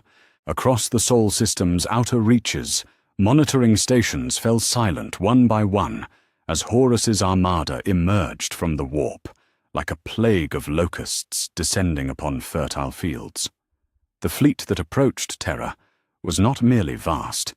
It was apocalyptic in scope, composed of vessels that had once served the Emperor's great crusade, now turned to darker purposes. From his position upon the Golden Throne, Magnus felt the approaching storm through every psychic sensor in the system. The War Master's fleet blazed with corrupted souls and demon engines, their combined malevolence pressing against the barriers of reality like a tide of living hatred. Yet where such an assault might once have forced the Emperor to focus all his energy on maintaining the psychic defenses, Magnus found himself capable of something unprecedented. The barriers that protected the Sol system had always been reactive, designed to repel incursions and maintain the integrity of the Webway project. Under Magnus's influence, They began to transform into something more aggressive. The psychic fields that surrounded Terra started to extend outward, not merely holding back chaos, but actively pushing against it, creating zones of purified space that burned away corruption like acid through diseased flesh. "The readings are impossible," Tech Adept Coriel reported from her station in the throne chamber's monitoring gallery. "The psychic output has increased by 300%, yet the throne's systems show no signs of strain. If anything, efficiency has improved across all parameters." Magnus smiled grimly, though his attention remained focused on the cosmic chess game being played across light years of space. His understanding of the warp, purchased through his own fall and redemption, allowed him to do more than simply maintain the Emperor's original defenses. He was rewriting them, transforming defensive measures into weapons that could strike at the very heart of chaos itself. In the war room far below, the Emperor coordinated the physical defense of Terra with the same methodical precision that had once conquered a galaxy. Hololithic displays showed the deployment of the Imperial fists along the palace walls, the positioning of orbital defense platforms, and the arrival of relief forces from across the Imperium. Yet his greatest advantage was not the strength of his armies, but the psychic support his son provided from above. "The enemy fleet will reach the outer system within 72 hours, Rogel Dawn reported, his scarred features set in lines of grim determination. "Their vanguard consists of vessels we recognize, the Conqueror, the Fidelitas Lex, ships that once served with honor in the Great Crusade. Now they come as harbingers of our destruction. Then we will remind them what they have forgotten," the Emperor replied, his voice carrying the certainty of one who had faced impossible odds before. "Signal the fleet commanders.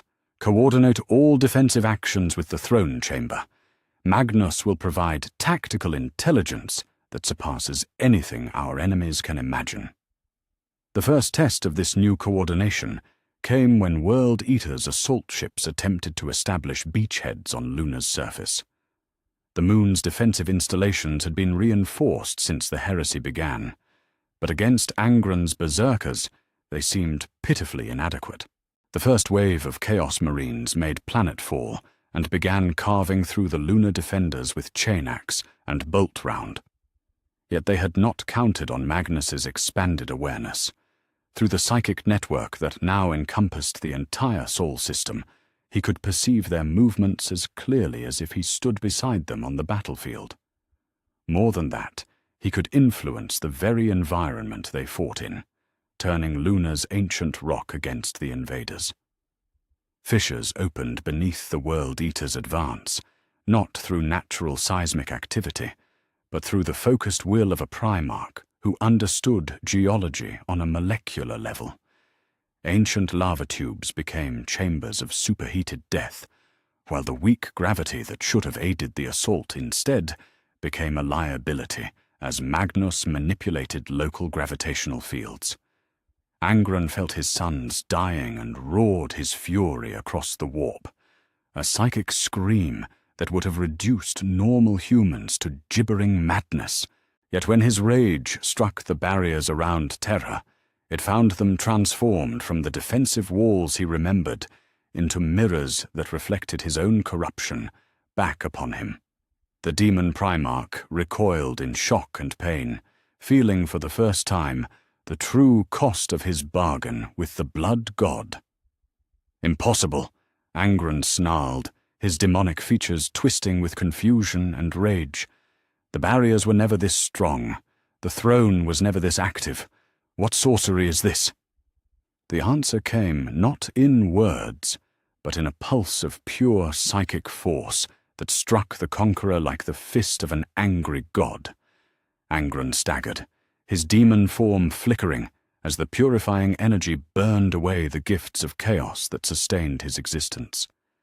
For a moment, just a moment, he was simply Angron again, the gladiator of Nuceria, the broken Primarch who had chosen slavery over freedom, Rage over reason, Magnus felt the contact and spoke across the void with authority that brook no denial.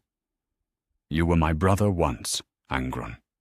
You chose this path of corruption and madness. I offer you one chance to turn back. Stand down your forces and accept imperial justice. Angron's response was everything Magnus had expected and feared. The demon Primarch's rage exploded outward in a wave of psychic violence that killed thousands of his own followers, their skulls bursting under the pressure of uncontrolled fury. I am no one's brother. I am the chosen of Khorne, the Lord of the Red Sands. Come down from your throne, sorcerer, and face me as warriors were meant to fight. I cannot leave my post, Magnus replied, his voice carrying sorrow for what his brother had become. But my duty is not merely to hold back the darkness, it is to purify it wherever it may be found. The psychic assault that followed made Angron's rage seem like a gentle breeze. Magnus reached across the void with power that had been refined by sacrifice and tempered by duty, striking not at the demon form that Angron had become, but at the core of corruption that sustained it. The attack bypassed every defense the blood god had granted his champion, cutting through layers of supernatural protection to touch the soul that still existed somewhere beneath the madness. Angron screamed, but this time it was not the roar of a demon, but the cry of a Primarch in agony. He felt the corruption that had sustained him for centuries beginning to burn away, leaving behind only the pain and emptiness that had driven him to chaos in the first place. The sensation was unbearable, like having a gangrenous limb amputated without anesthetic, necessary but excruciating beyond measure. The demon Primarch's form began to destabilize, his connection to the material realm weakening as the tainted energy that anchored him was purified away. With a final shriek of rage and despair, Angron was pulled back into the warp, his physical manifestation dissolving like smoke in a hurricane. The effect on the World Eater's fleet was immediate and catastrophic. Berserkers across a dozen ships felt their patron's pain through their neural implants, many suffering massive brain hemorrhages as their augmented nervous systems overloaded. The assault on Luna faltered and then collapsed entirely, as entire companies of Chaos Marines died screaming in synchronized agony. Yet Magnus's demonstration of power had drawn attention from entities far more dangerous than any demon Primarch. In the roiling depths of the warp, Tzeentch himself stirred from his contemplation of infinite possibilities, his vast intellect focused upon the Primarch who had once been his most promising champion. The Changer of Ways had expected Magnus to eventually return to his service. Corruption was patient, and the throne's isolation was supposed to drive the Crimson King toward madness and desperation. Instead, he found his former champion transformed into something that should not have been possible. A being of the warp who served order rather than chaos, whose power grew through sacrifice rather than indulgence. The first probe came disguised as a gift, a whisper of knowledge that promised to ease the burden of the throne by revealing shortcuts through the webway's damaged passages. To a mind less refined by suffering and sacrifice, it might have seemed like divine inspiration. Magnus recognized it for what it was immediately, the first move in a game that would determine not just his fate, but the survival of humanity itself. You return at last. Tzeentch's voice echoed through dimensions that existed between thought and reality. Though not as I had planned. The throne suits you, my wayward son. Yet surely you grow weary of its constraints. I offer knowledge that could free you from its bonds while maintaining its protections. Magnus felt the familiar tug of curiosity that had once driven him to peer behind veils that should have remained closed. The god's offer was seductive in ways that transcended mere temptation. It appealed directly to the scholarly nature that had always defined him. Yet that same nature now served a different master, refined by the understanding that some knowledge came at too high a price. "I have all the knowledge I require," Magnus replied, his psychic voice carrying across the warp with authority that surprised even himself. "The knowledge of duty fulfilled, of sacrifice willingly offered, of power used to protect rather than dominate. These lessons are worth more than all your libraries of forbidden lore." Tzeentch's laughter was the sound of dying stars and unborn possibilities. "Noble words, but I know you too well. The scholar's hunger still burns within you, the desire to understand what lies beyond mortal comprehension. Join me willingly, and I will show you truth that make your current understanding seem like a child's first scratches upon a slate." The god's true assault began with the offer, reality itself bending around the throne as Tzeentch brought his full attention to bear upon his former champion. The barriers that protected the soul system groaned under the pressure of divine will, while demons that had slumbered since the birth of the galaxy stirred at their master's call. Magnus met the assault with every lesson learned from his fall and redemption, drawing upon reserves of strength that surprised even himself. Where once he had sought knowledge for its own sake, now he wielded it as a weapon in humanity's defense. Every secret Tzeentch had shared with him became a tool turned against the god himself. Every moment of corruption transformed into understanding of how to resist it. "You taught me well," Magnus said, his voice cutting through the psychic storm that raged around the throne. "Perhaps too well. I know your nature now, Lord of Change. You are not wisdom. You are merely hunger wearing the mask of enlightenment.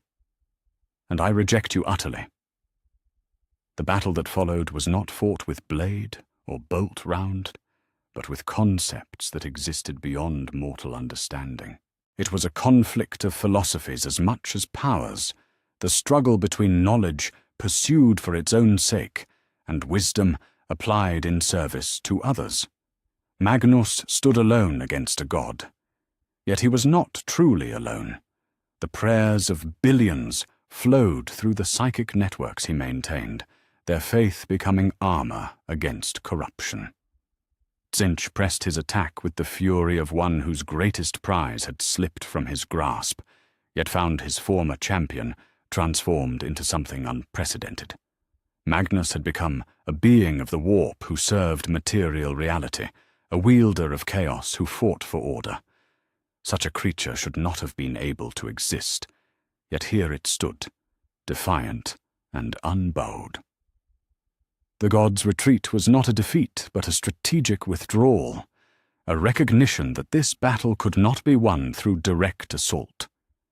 Yet as he faded back into the depths of the warp, Tzeentch's parting words carried the weight of prophecy and threat combined. "This is not ended, my Crimson King. You may have rejected my gifts, but you remain a creature of the warp. Sooner or later, that nature will assert itself. When it does, I will be waiting."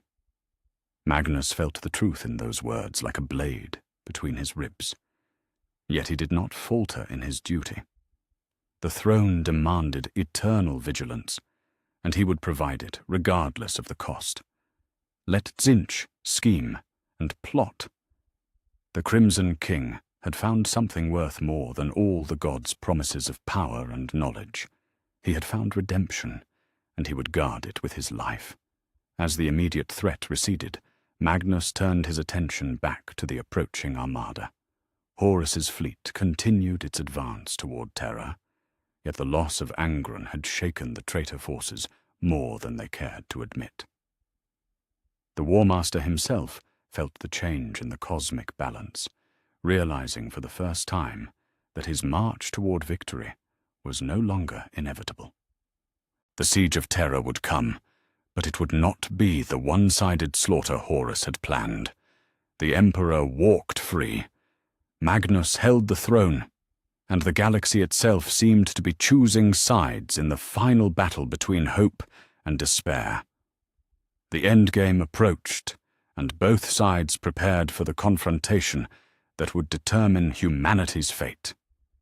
The attack came not as a single overwhelming assault, but as a cascade of impossibilities that broke every law of reality simultaneously. Tzeentch had withdrawn from their first confrontation, not in defeat, but to gather the full scope of his divine might. And now he returned, with the fury of a god denied his prize. The space around Terra began to warp and twist as the Changer of Ways pressed his will against the barriers between dimensions, seeking not to breach them, but to rewrite the fundamental laws that governed their existence. Magnus felt the assault begin as a whisper in the depths of his consciousness, a voice that spoke with the authority of infinite knowledge, offering solutions to problems he had not yet recognized. The throne's mechanisms began to fluctuate as reality itself became negotiable, forcing him to divide his attention between maintaining the psychic barriers and defending against an enemy who fought with concepts rather than weapons. "You cannot hold both fronts," Tzeentch's voice echoed through dimensions that existed between thought and action. "The throne demands your full attention, yet I require it as well. Choose my Crimson King. Let the barriers fail and watch Terra burn, or surrender to me and save the world you have sworn to protect." The god's strategy was elegant in its simplicity. Every moment Magnus spent defending against Tzeentch's direct assault was a moment when his control over the webway barriers weakened. Already, hairline fractures were beginning to appear in the psychic architecture that held back the demon hordes, microscopic flaws that would soon widen into catastrophic breaches if left unattended. Through the palace's corridors, reality began to manifest the strain of the cosmic battle raging above. Walls aged centuries in seconds, while others reverted to their original construction materials. Gravity fluctuated wildly, sending custodians and tech priests tumbling through air that sometimes refused to support their weight.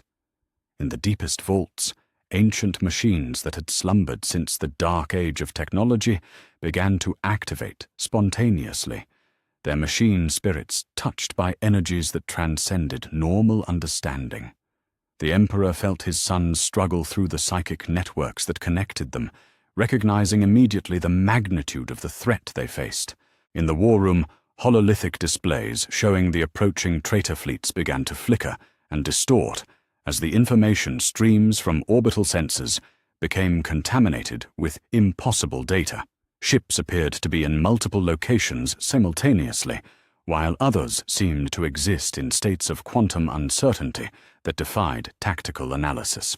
"My lord," Rogel Dawn's voice carried the strain of one whose ordered mind struggled to process the chaos unfolding around them. "The throne chamber's defensive systems are failing. Should we dispatch reinforcements to—" "No." The Emperor cut him off, his perfect features set in lines of grim concentration. "This battle cannot be won with bolters and blades. Magnus faces an enemy that exists beyond the material realm. Our intervention would only provide more targets for corruption." Yet even as he spoke, the Emperor began to reach out through the psychic networks that connected him to the throne, offering what support he could provide without abandoning his coordination of Terra's physical defenses. His consciousness touched the edge of the battle, raging in higher dimensions, and he felt the full scope of Tzeentch's assault, like a blade pressed against his soul. The god had not merely manifested his power, he had brought aspects of his domain with him, fragments of the impossible city and the crystal labyrinth that existed as extensions of his will. Magnus found himself fighting, not just on the psychic plane, but across multiple levels of reality simultaneously, each requiring different aspects of his knowledge and power to defend against. On one level, he battled horrors and flamers that poured through tears in the dimensional fabric, their crystalline forms shifting through geometries that hurt the mind to perceive. On another, he engaged in philosophical debates with diamond sorcerers who sought to corrupt his understanding of duty and sacrifice through sophistry and twisted logic. On a third, he faced Tzeentch himself in direct psychic combat, trading blasts of pure will that could have shattered planets. The strain was enormous, far beyond what any being should have been able to endure. Magnus felt his consciousness beginning to fragment under the pressure, aspects of his personality splitting off to handle different fronts of the multi-dimensional battle. Yet still he held the webway barriers in place, drawing upon reserves of strength that he had not known he possessed. It was in his moment of greatest need that Tzeentch pressed his ultimate gambit. The god's form manifested directly within the throne chamber itself, not as the alien intelligence that mortals perceived, but as Magnus himself, or rather, as Magnus could become. The doppelganger possessed all of his knowledge and wisdom, but refined by aeons of experience and unbound by the limitations of flesh and duty. "Look upon what you could be," the false Magnus said, his voice carrying harmonics that spoke directly to the Crimson King's deepest desires. Imagine knowledge without restriction, power without consequence, understanding without the burden of protecting those too weak to protect themselves. I offer you not corruption, but liberation, the chance to become what you were truly meant to be. The temptation was almost overwhelming. Magnus could see the truth in the offer, recognizing the genuine knowledge and power that Tzeentch promised. He could feel the weight of the throne's burden like chains around his soul, the constant drain of maintaining barriers that allowed others to live in ignorance of the horrors pressing against reality's foundations. Yet in that moment of ultimate testing, Magnus remembered something that Tzeentch had perhaps forgotten: the faces of those he protected, not the faceless billions whose prayers flowed through the psychic networks, but the individuals who had shaped his understanding of duty and sacrifice. Ahriman, choosing loyalty over corruption in the depths of the strike cruiser Photep. His father, bearing the throne's burden for centuries without complaint. The tech priests and custodians who served without question or reward. "You offer me power," Magnus said, his voice carrying across dimensions with authority that surprised even himself. "But I have learned that true strength comes not from what you can take, but from what you choose to give. I reject your gifts, Lord of Change. I choose duty over desire, service over sovereignty." Tzeentch's response was immediate and catastrophic. The god's rage manifested as a psychic storm that tore through the barriers between dimensions, allowing demon hordes to pour into the material realm in numbers that dwarfed any previous incursion. The palace's defenses activated automatically, but they were designed to repel physical threats, not entities that existed primarily as concepts given malevolent form. Magnus felt the barriers he maintained beginning to buckle under the assault, hairline fractures becoming gaping wounds through which the raw stuff of chaos poured like acid through tissue. For the first time since taking the throne, he faced the genuine possibility of failure, not merely his own death, but the collapse of everything he had sworn to protect. It was then that the unexpected intervention came. Ahriman materialized in the throne chamber, not through teleportation or psychic projection, but through an act of pure will that transcended normal understanding. Behind him came the loyalist 1,000 sons who had chosen to follow Magnus's example, their forms wreathed in psychic fire that blazed with purifying light rather than the corrupting flames of chaos. "My gene father," Ahriman said, his voice carrying across the psychic maelstrom with perfect clarity. We come to stand with you, as we should have stood from the beginning." The chief librarian and his followers did not attempt to share the throne's burden. They knew better than to interfere with mechanisms beyond their understanding. Instead, they formed a psychic anchor that allowed Magnus to consolidate his fragmented consciousness, their combined will providing a foundation upon which he could rebuild his defenses.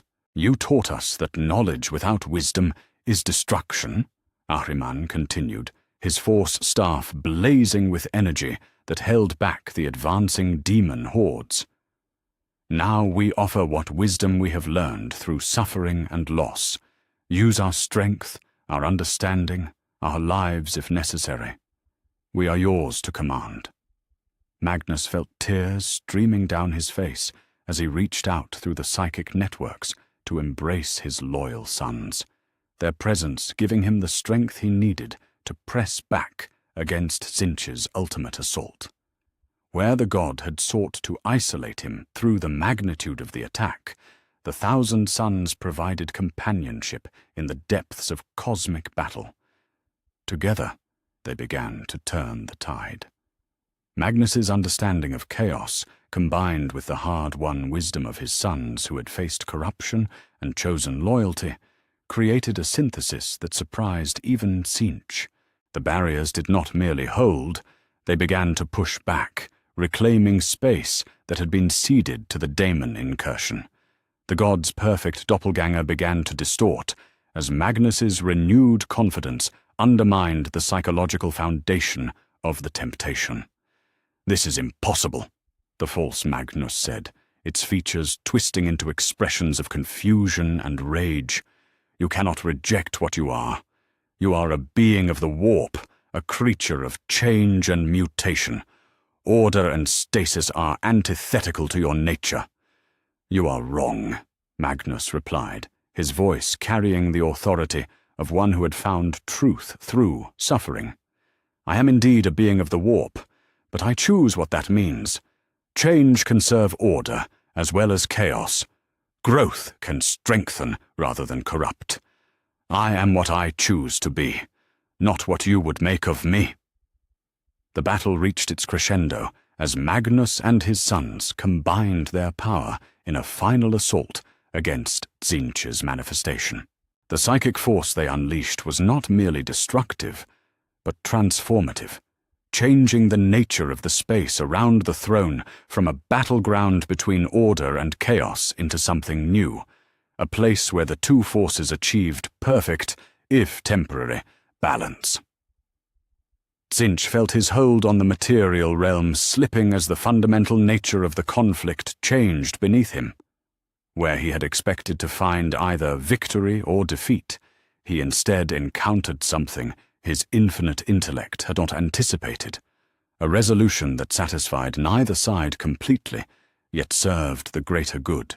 "This is not possible," the god raged, his form beginning to fade as the balanced space rejected his purely chaotic nature. "The game has rules. There must be winners and losers, corruption and purity, change and stagnation." "Then perhaps," Magnus said quietly, "it is time for a new game with different rules." The Changer of Ways retreat was not a defeat in any conventional sense, but neither was it a victory. He had learned something unsettling about his former champion. Magnus had transcended the categories that defined their conflict, becoming something that existed beyond the simple duality of order and chaos. As the psychic storm subsided and reality reasserted its normal laws, Magnus found himself fundamentally changed by the experience. The throne's burden remained, but it no longer felt like a chain binding him to duty.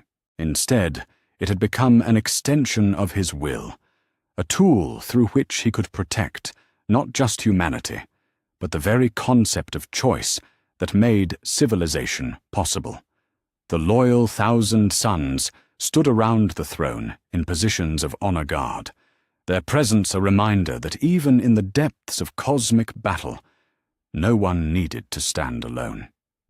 They had proven that loyalty could triumph over corruption, that duty could overcome desire, that even the fallen could find redemption through sacrifice. The immediate threat had passed, but Magnus knew it was not the end. Tzeentch would return, as would other enemies seeking to exploit any weakness in humanity's defenses. Yet for now, the barriers held, the throne remained secure, and the galaxy continued to spin through the void under the protection of those who had chosen duty over power. The Crimson King had faced his greatest test, and emerged not just victorious, but transformed. He was no longer simply the guardian of humanity's psychic defenses. He had become something new, a bridge between the material and immaterial realms that served the cause of order, without abandoning the potential for positive change. The siege of terror continued around them, but in the throne chamber, a new equilibrium had been achieved. The real battle was far from over, yet Magnus faced it with renewed confidence, and the knowledge that he did not stand alone. The endgame approached, and both sides prepared for the final confrontation that would determine the galaxy's fate. The moment of ultimate severance came, not with the fury of battle, but in the quiet space between heartbeats, when Magnus made the choice that would define not just his fate, but the fundamental nature of his existence. Tzeentch's retreat had left behind psychic chains that stretched across dimensions, tendrils of divine influence that still connected the Crimson King to the Changer of Ways. To be truly free, to protect humanity from any future claim the god might make upon his soul, Magnus would have to break bonds that had been forged in the very essence of his being. "I sever myself from you completely." Magnus spoke the words with the authority of one who understood the full cost of what he proposed. No whisper, no temptation, no fragment of influence shall remain. I cut the chains that bind me to your realm and accept whatever consequences may follow. The act of will required to break a connection forged by a god was beyond anything attempted before in the galaxy's history. Magnus reached deep into his psyche, identifying every thread of influence that Tzeentch had woven into his consciousness over the long years of their association. Each one burned as he severed it, like cutting away parts of his own soul with a blade of pure determination.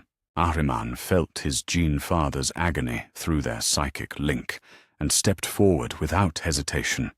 "My lord, the strain will destroy you. No being can survive the complete severance of divine bonds without anchor points to maintain their essential nature."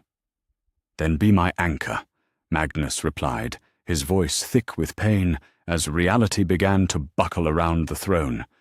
"You and all our loyal sons, hold fast to who I am while I become something else entirely." The psychic explosion that followed the final severance tore through the fabric of reality itself, sending shockwaves across dimensions that would be felt for millennia to come. The throne chamber became the epicenter of a storm that existed beyond the merely physical, where concepts themselves battled for dominance, and the laws of causality bent under the strain of cosmic transformation. Magnus screamed, but the sound that emerged was not merely the cry of a primarch in agony, but the birth wail of something unprecedented. His physical form began to dissolve as the bonds that had anchored him to material reality snapped one by one, his consciousness expanding beyond the confines of flesh and bone into something that existed primarily as will made manifest. Yet even as his body dispersed into swirling psychic energy, the loyal Thousand Sons held firm in their purpose. Ahriman led them in a ritual of anchoring that required each participant to sacrifice a portion of their own life force, binding their essence to their primarchs to keep him tethered to humanity's cause. One by one, they stepped forward and offered themselves as living chains that would prevent Magnus from drifting into the pure abstraction of the warp. "Remember who you serve," Ahriman said, his voice cutting through the psychic maelstrom as his own form began to fade. Remember why you chose this burden. Remember that duty is stronger than desire, that service is greater than power. Brother Captain Menkara was the first to fully sacrifice himself, his essence flowing into the growing matrix of will and consciousness that Magnus was becoming. His final words were a prayer not to any god, but to the ideal of redemption itself. For knowledge shared, not hoarded. For power given, not taken. For the future we guard. Others followed. Veteran sergeants whose names were recorded in the annals of Prospero, battle brothers who had survived the burning of their world, only to offer their lives in service to something greater than revenge. Each sacrifice added another thread to the web of connection that kept Magnus anchored to his essential humanity. The Emperor felt the cosmic upheaval through every psychic sensor in the Sol system, and made a decision that would forever alter his own nature. Rather than merely observing his son's transformation, he reached out through their connection and began to share his own divine essence, pouring a portion of his accumulated power into the crucible where Magnus was being reborn. "My son," the Emperor's voice echoed across dimensions, carrying with it the weight of 10,000 years of accumulated wisdom and sorrow. "You need not face this transformation alone. Take what you require of my strength, my knowledge, my very essence if necessary. Let us become something new together." The merging of their power created a feedback loop that transformed both beings in ways that had never been attempted before. The Emperor did not diminish as he shared his essence. Instead, he found aspects of himself that had been locked away by the necessities of leadership, suddenly freed by his son's example of willing sacrifice.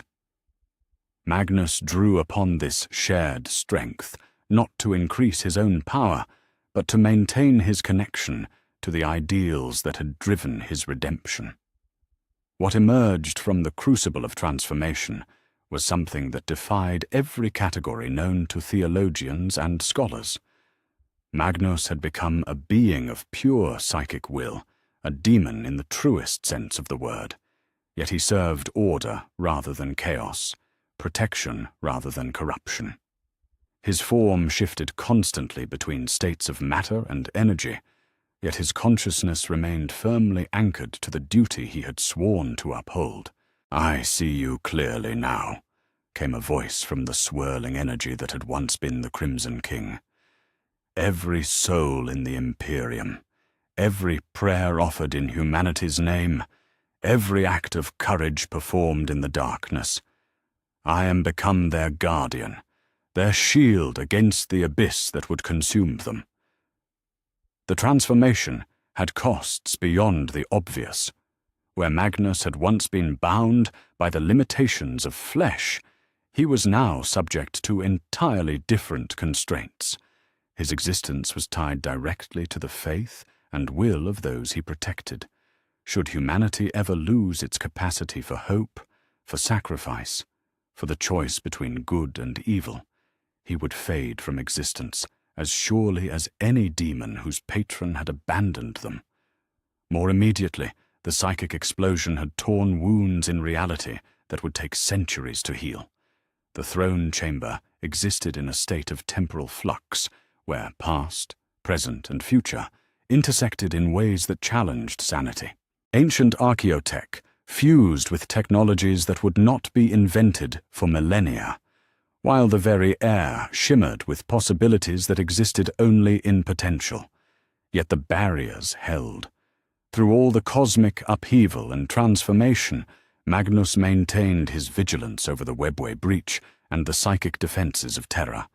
If anything, his new nature made him more effective in this role. He could perceive threats across multiple dimensions simultaneously, responding to dangers before they fully manifested in material reality. The loyal 1,000 sons who had survived the anchoring ritual found themselves changed as well. their psychic gifts refined and purified by their connection to their transformed gene father. They had become living conduits for his will, able to channel aspects of his new nature while remaining fundamentally human. Through them, Magnus could act in the material realm without abandoning his post upon the throne. Ahriman stood at the center of this transformed brotherhood, his own essence stretched thin by the sacrifice he had made, but reinforced by the shared purpose that now bound them all. "We are no longer merely space marines," he observed, studying his hands as they flickered between flesh and pure psychic energy. "We have become something new, guardians who exist in both realms simultaneously." As the immediate chaos of transformation subsided, Magnus began to adapt to his new existence with the systematic thoroughness that had always characterized his pursuit of knowledge. He catalogued his new abilities and limitations, mapped the altered geography of his consciousness, and began to understand the implications of what he had become. His connection to Tzintich was truly severed. The god could no more influence him now than the ocean could claim a mountain that had grown beyond its reach. Yet in breaking those bonds, Magnus had also severed many of the connections that had once defined him as a Primarch. He was no longer bound by the genetic imperatives the Emperor had encoded in his creation, no longer limited by the assumptions that had shaped his original purpose. "I am become something unprecedented," Magnus spoke to his father through their shared essence, his voice carrying harmonics that existed in dimensions beyond sound.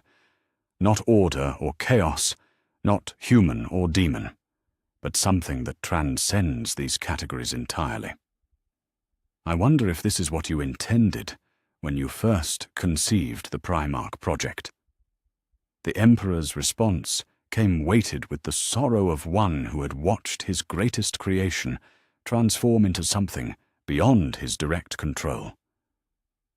"I intended you to be my son, Magnus. That at least has not changed.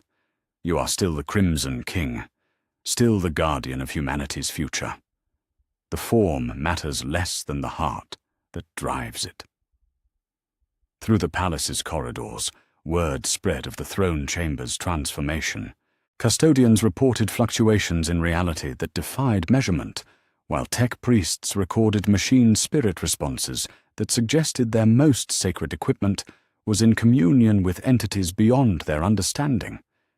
Yet the defensive systems continued to function, the barriers remained intact, and the flow of tactical information that guided Terra's defense never wavered.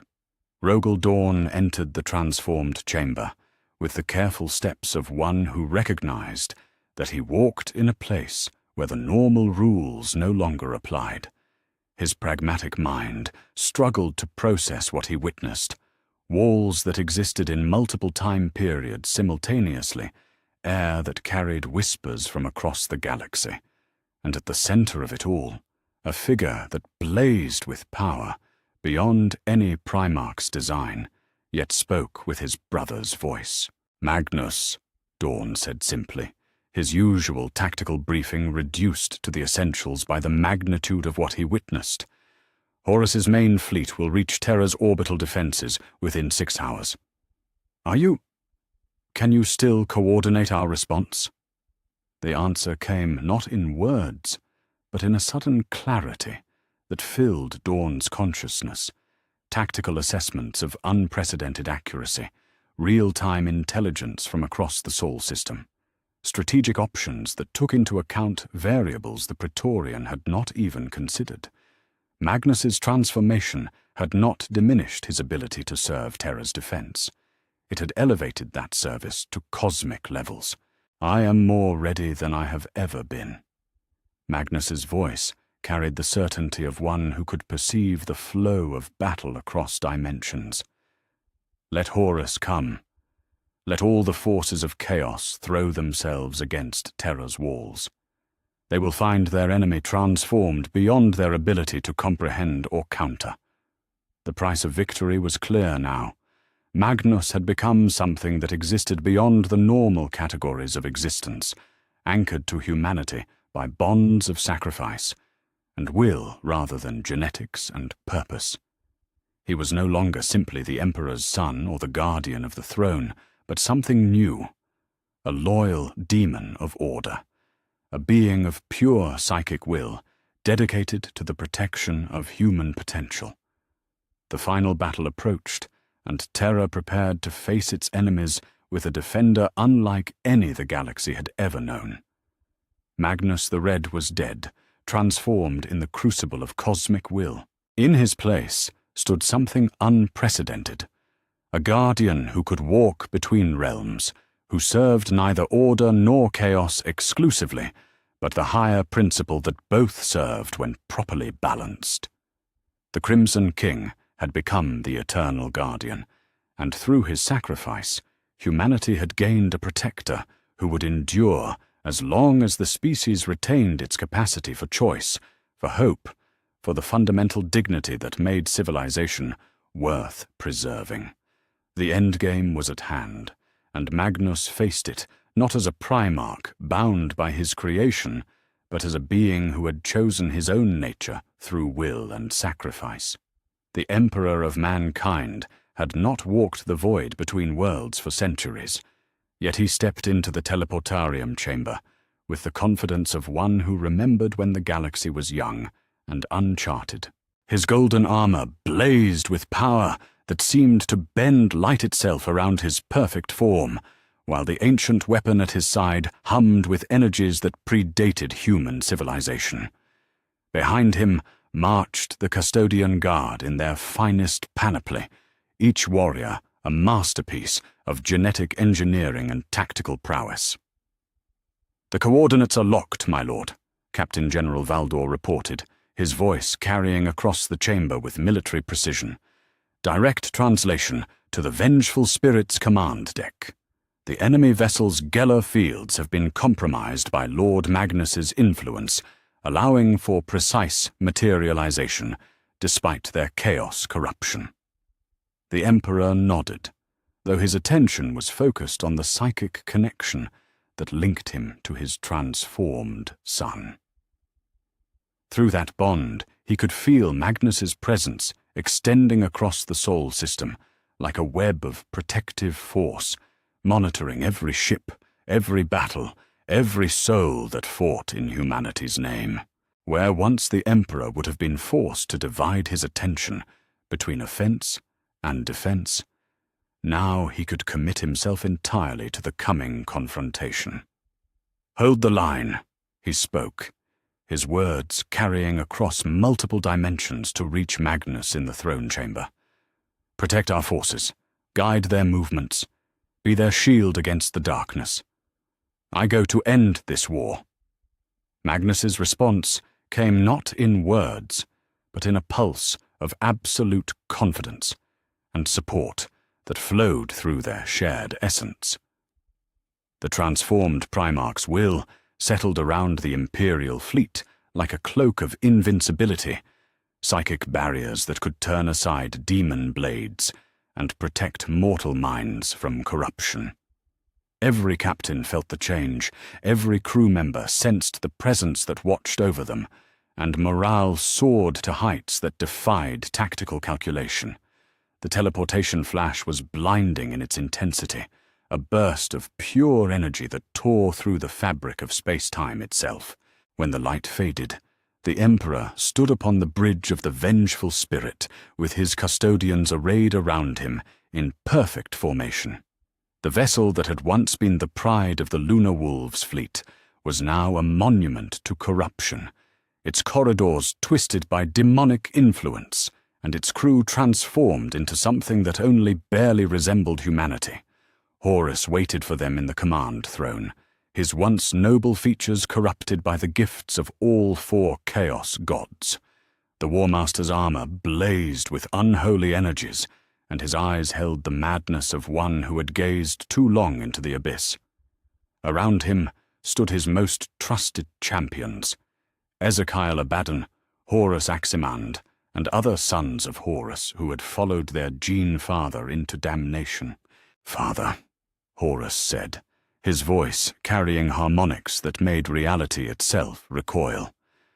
"You come at last. I had begun to think you would cower behind Terra's walls forever, chained to that throne like the failed god you have become."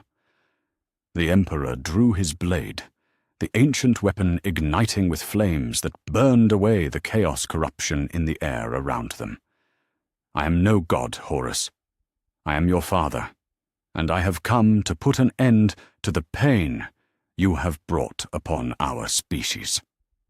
The battle that followed was unlike any conflict in the galaxy's history. Where once such duels had been constrained by the limitations of physical space and human endurance, now they became struggles that transcended dimensions themselves.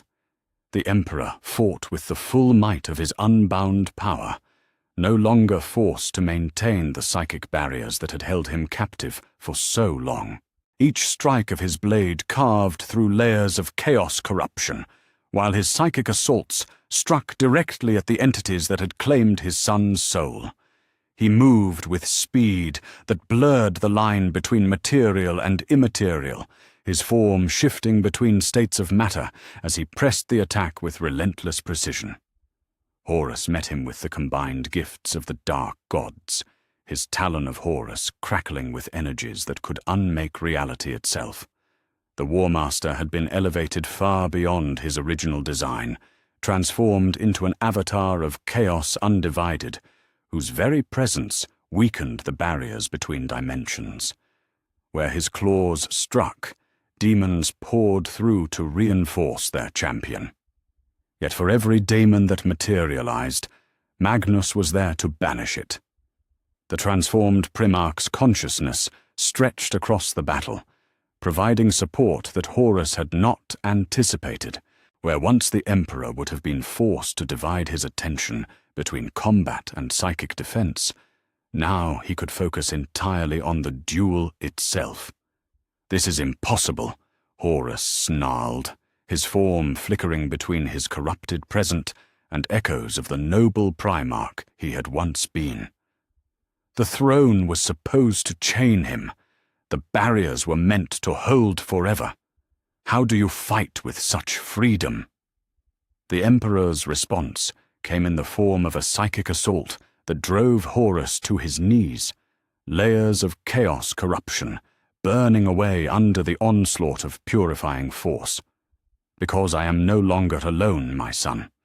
Because one of my children chose duty over desire, sacrifice over power.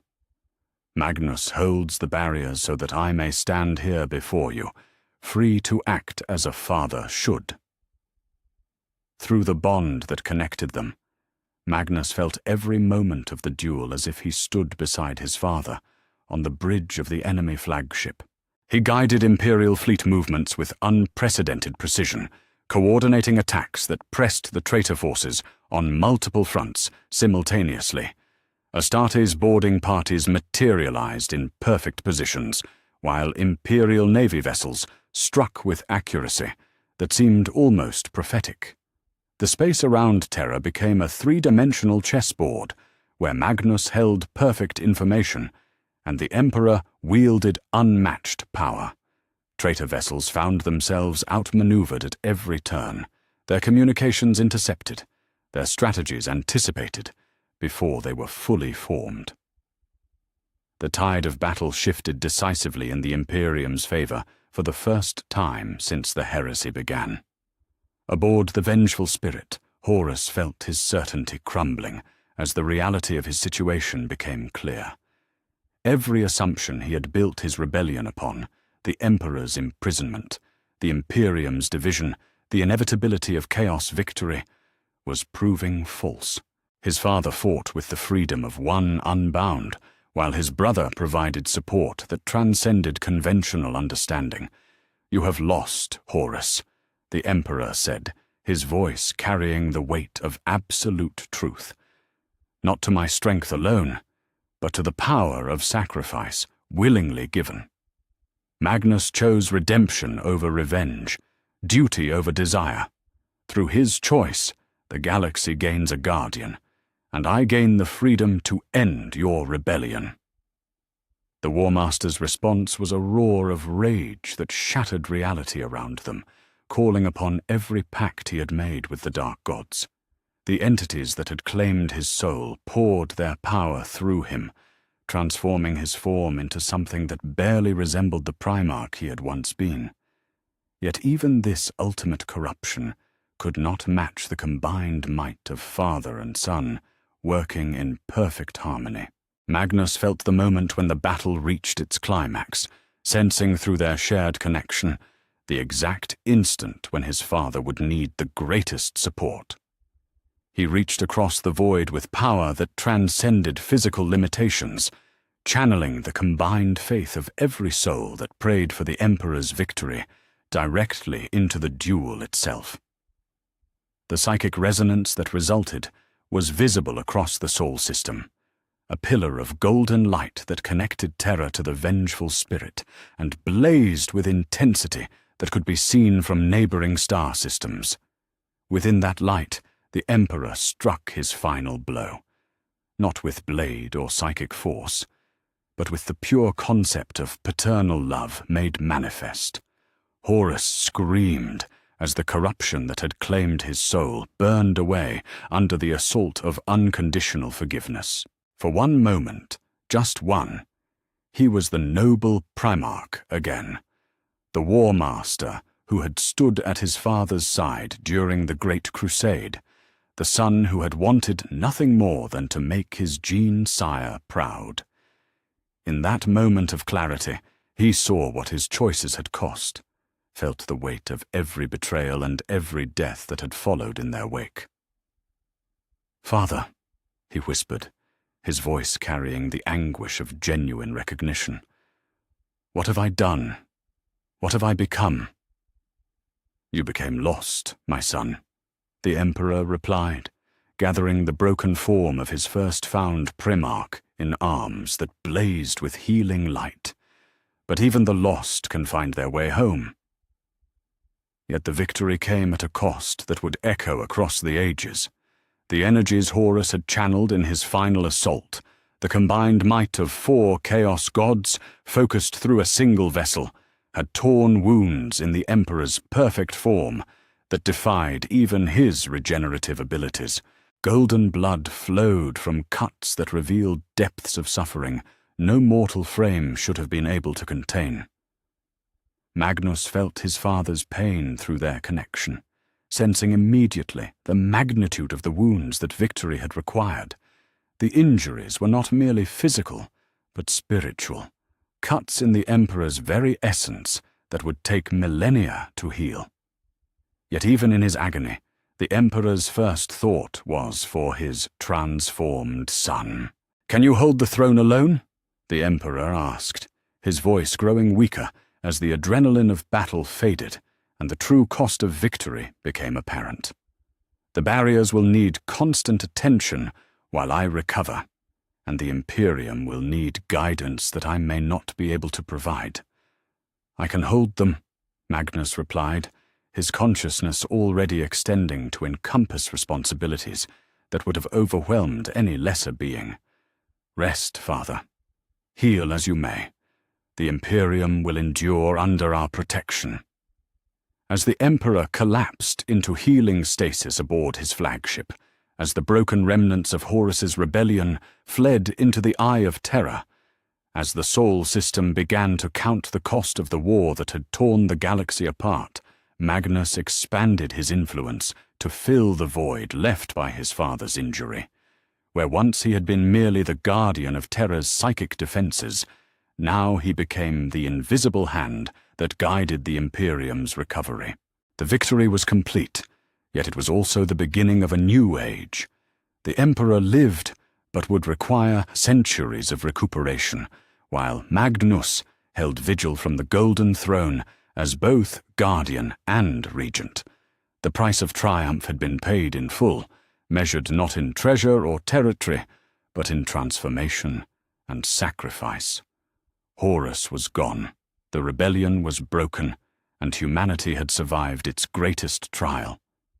Yet the galaxy would never be the same, for it was now protected by a guardian who existed beyond the normal boundaries of existence, a loyal demon of order who had chosen duty over power and found in that choice a strength that even gods could not match.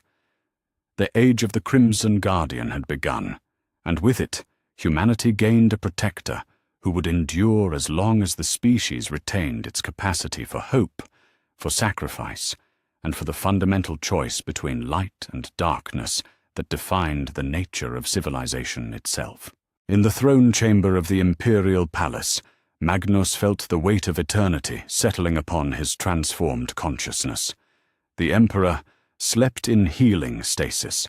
The rebellion was ended, and the galaxy turned to face whatever challenges awaited in the long night ahead. Yet he was no longer the broken sorcerer who had once sought forbidden knowledge in the depths of the warp. He was the eternal guardian, and his vigil would never end. The imperial palace in the aftermath of victory bore scars that would take centuries to heal, yet within its wounded halls there stirred a hope that had been absent since the first brother had turned against brother. The throne chamber remained a nexus of transformed reality, where past, present, and future intersected in ways that challenged mortal understanding. Yet from its center flowed a stability that anchored not just terror, but the entire Imperium in renewed purpose. Magnus sat upon the golden throne, not as a prisoner of duty, but as its willing guardian, his transformed consciousness extending across the galaxy like a web of protective force.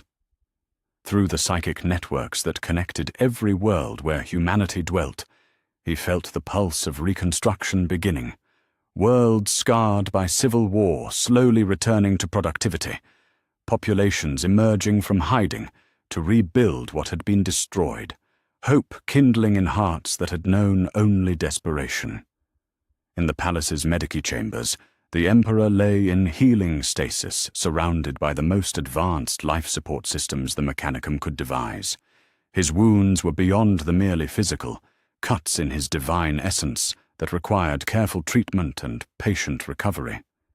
Yet he lived, and through their shared connection, Magnus could feel his father's consciousness slowly knitting itself back together, like a tapestry, being rewoven thread by thread. The first of the loyal primarchs to return to Terra was Sanguinius, his perfect features marked by the weight of visions that had finally found their resolution. The angel knelt before the golden throne with tears streaming down his face, his prophetic sight showing him not the dark future he had long feared, but possibilities that blazed with unprecedented hope. "My brother," Sanguinius spoke, his voice carrying across dimensions to reach Magnus's transformed consciousness. "I have seen what your sacrifice has wrought. The future branches in ways that were impossible before your choice. Where once I perceived only endings, now I see infinite beginnings."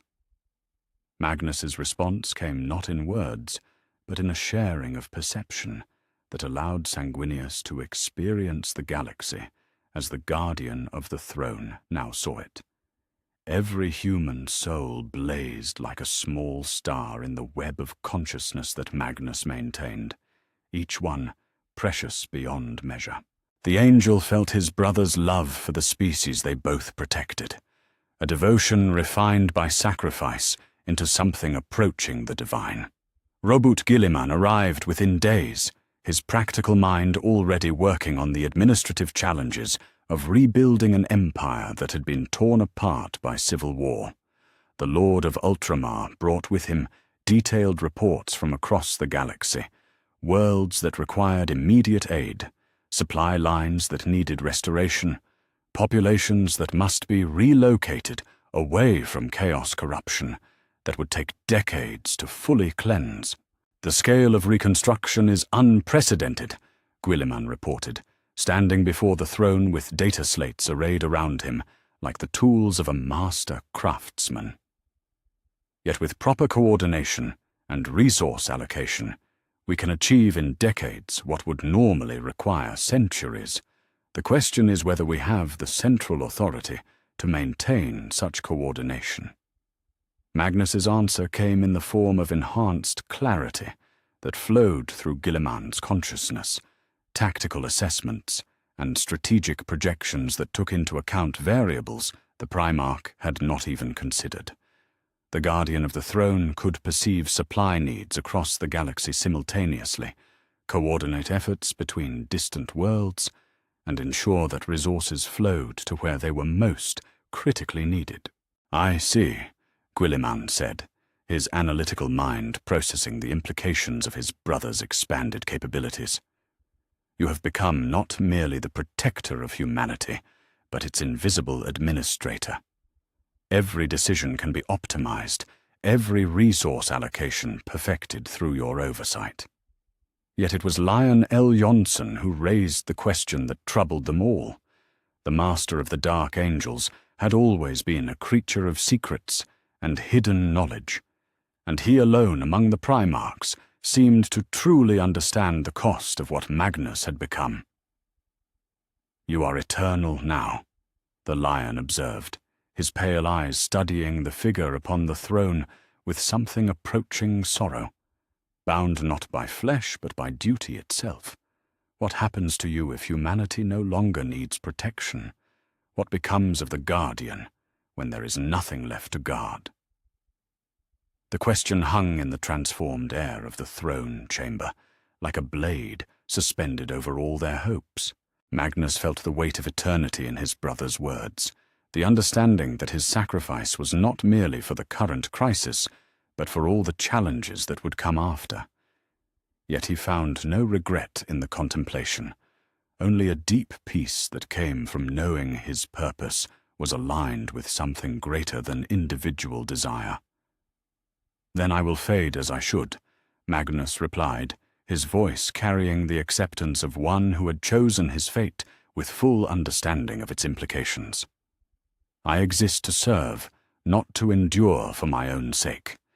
If humanity ever transcends its need for protection, if the galaxy becomes a place where guardians are no longer necessary, then my purpose will be fulfilled, and I can rest content." The Emperor's recovery proceeded in stages that defied conventional medical understanding. During his periods of consciousness, he would meet with his loyal sons and coordinate the broader reconstruction efforts, his presence providing the moral authority that transformed administrative necessities into sacred missions. Yet he could not maintain such activity indefinitely, and it fell to Magnus to provide continuity during the periods when their father required deeper healing. New protocols emerged from this necessity, systems that allowed the Imperium to function under dual leadership, with the Emperor providing vision and inspiration, while Magnus offered coordination and protection. The relationship between father and transformed son became a model for the entire imperial structure, demonstrating that strength could come from cooperation rather than dominance. Magnus's role expanded beyond the merely protective as the Imperium came to understand the full scope of his capabilities.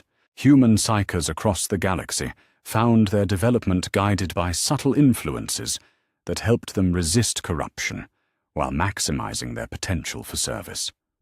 The psychic disciplines that had once been jealously guarded by individual orders became part of a unified curriculum overseen by the Guardian of the Throne. Ahriman, transformed by his sacrifice into something between human and psychic construct, became the primary intermediary between Magnus and the developing psyker population. Through him, the Guardian's wisdom flowed to training academies across the galaxy, ensuring that future generations would understand that psychic power was a tool for protection rather than dominion. "We are creating something unprecedented," Ahriman observed during one of his regular reports to the throne chamber. "A population of psychers who understand from the beginning that their gifts come with obligations. The temptations that once led our Legion into corruption are being systematically addressed before they can take root. The reconstruction efforts themselves became a testament to the new order's effectiveness. Worlds that had been devastated by the heresy found their recovery proceeding at rates that astonished even the most optimistic projections. Resources flowed where they were needed most. Populations were relocated away from lingering chaos corruption, and the infrastructure of civilization was rebuilt with improvements that reflected hard-won wisdom about human nature and cosmic threats. Yet perhaps the most profound change was in the nature of hope itself. Where once the Imperium had been held together by fear of external threats and internal dissent, now it was unified by a shared understanding that they were protected by something that cared for them beyond measure. Magnus's presence was felt not as an oppressive surveillance, but as a constant reassurance that no matter how dark the galaxy became, they were not abandoned. Rogel Dawn, ever practical, focused on the defensive implications of the new arrangement. "The strategic situation has been fundamentally altered," he reported during a gathering of the loyal Primarchs, "with Magnus maintaining constant oversight and the Emperor free to act when needed. We can respond to threats before they fully develop. The reactive posture that characterized our previous defensive doctrine can be replaced with active intervention."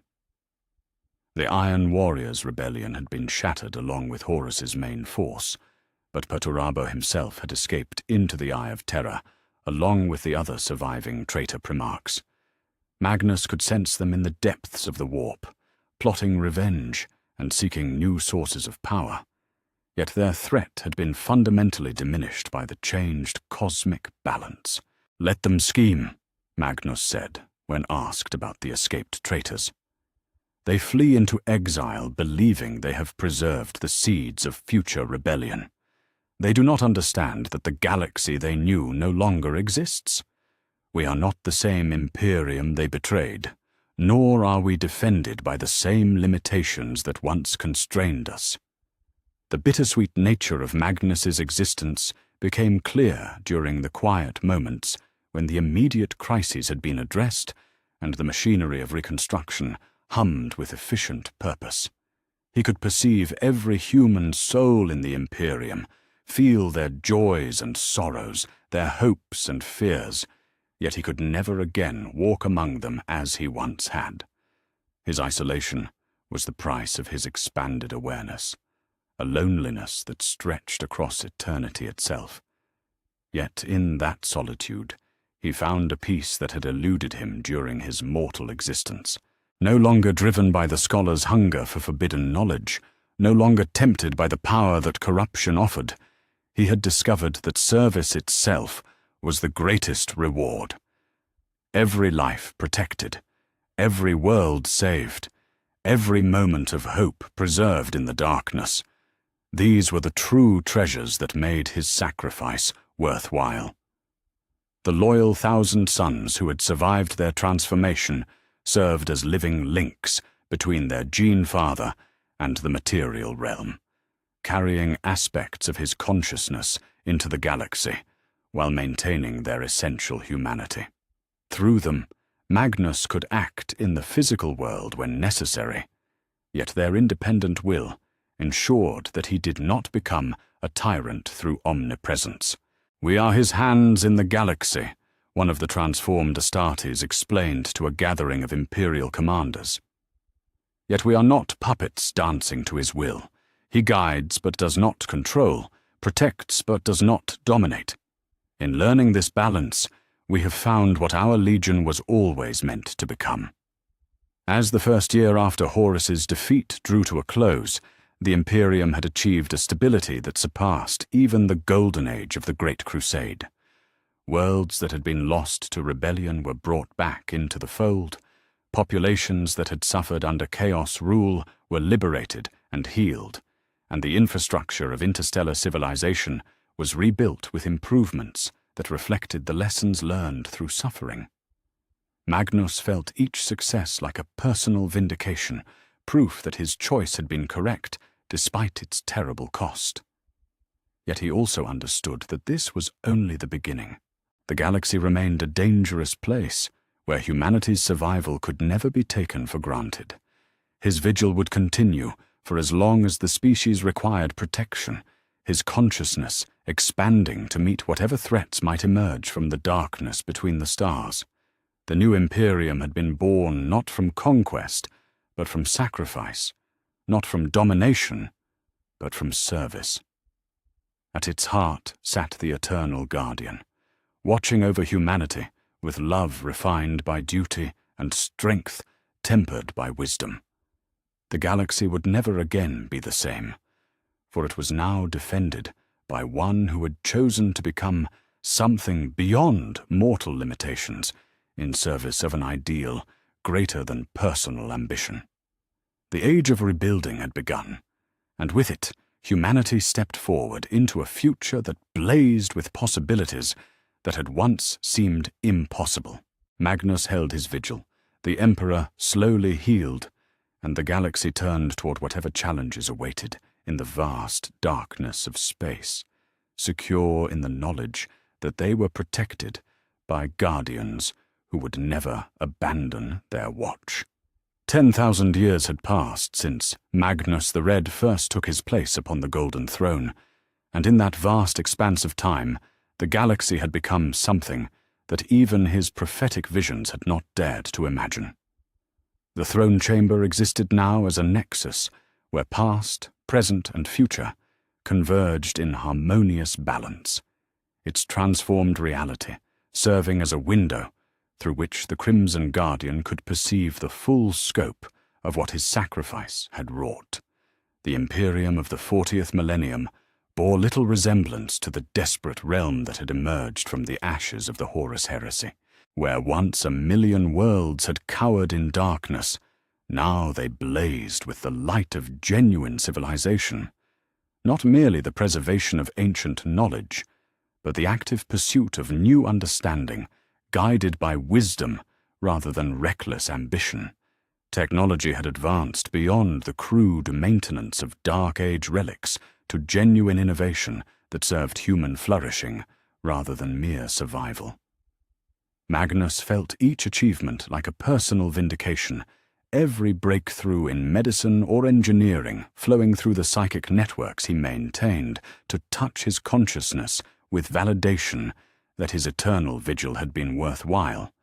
The scholars of the 40th millennium did not seek forbidden knowledge in the depths of the warp, but pursued understanding through careful observation and methodical research, their work protected by psychic barriers that prevented corruption while encouraging legitimate discovery.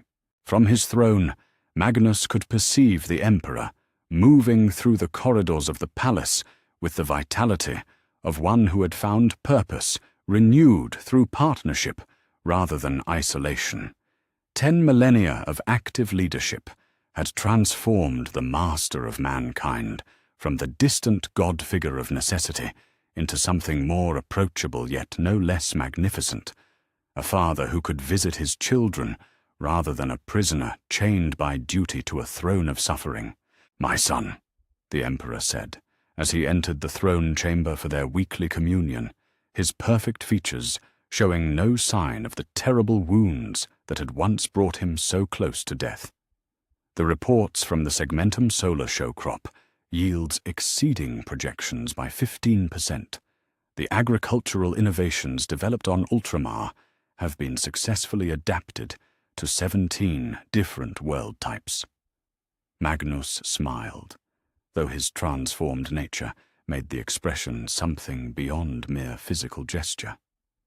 "I have watched the seeds grow," he replied, his consciousness touching the worlds in question to confirm what his father reported. "It brings me joy to see knowledge used for creation rather than destruction, wisdom applied to nurture life rather than study death." The conversation continued, as it had countless times over the millennia. father and son sharing observations about the realm they jointly protected. Yet there was an ease to their interaction, now that had been absent during the desperate years following the heresy. The Emperor no longer carried the weight of holding back chaos single-handedly, while Magnus had found in his eternal vigil a purpose that transcended the scholarly ambitions that had once driven him toward corruption. Through the palace's corridors, delegations from across the galaxy arrived to present their reports and receive guidance for the challenges that faced their worlds. Yet these were not the desperate supplicants of a failing empire, but confident representatives of a civilization that understood its own strength and purpose. The Imperium of the 40th millennium governed through inspiration rather than terror, maintained order through understanding rather than ignorance. The surviving descendants of the loyal Thousand Sons had become something unique in the galaxy's history, a breed of psychers who understood from birth that their gifts carried obligations rather than privileges. Under Magnus's distant guidance, they had developed into teachers and protectors who ensured that psychic development proceeded along paths that strengthened rather than corrupted the human spirit. Ahriman's legacy lived on in their methodical approach to psychic education, his hard-won wisdom preserved in training doctrines that had prevented countless souls from falling to the temptations that had once claimed their predecessors.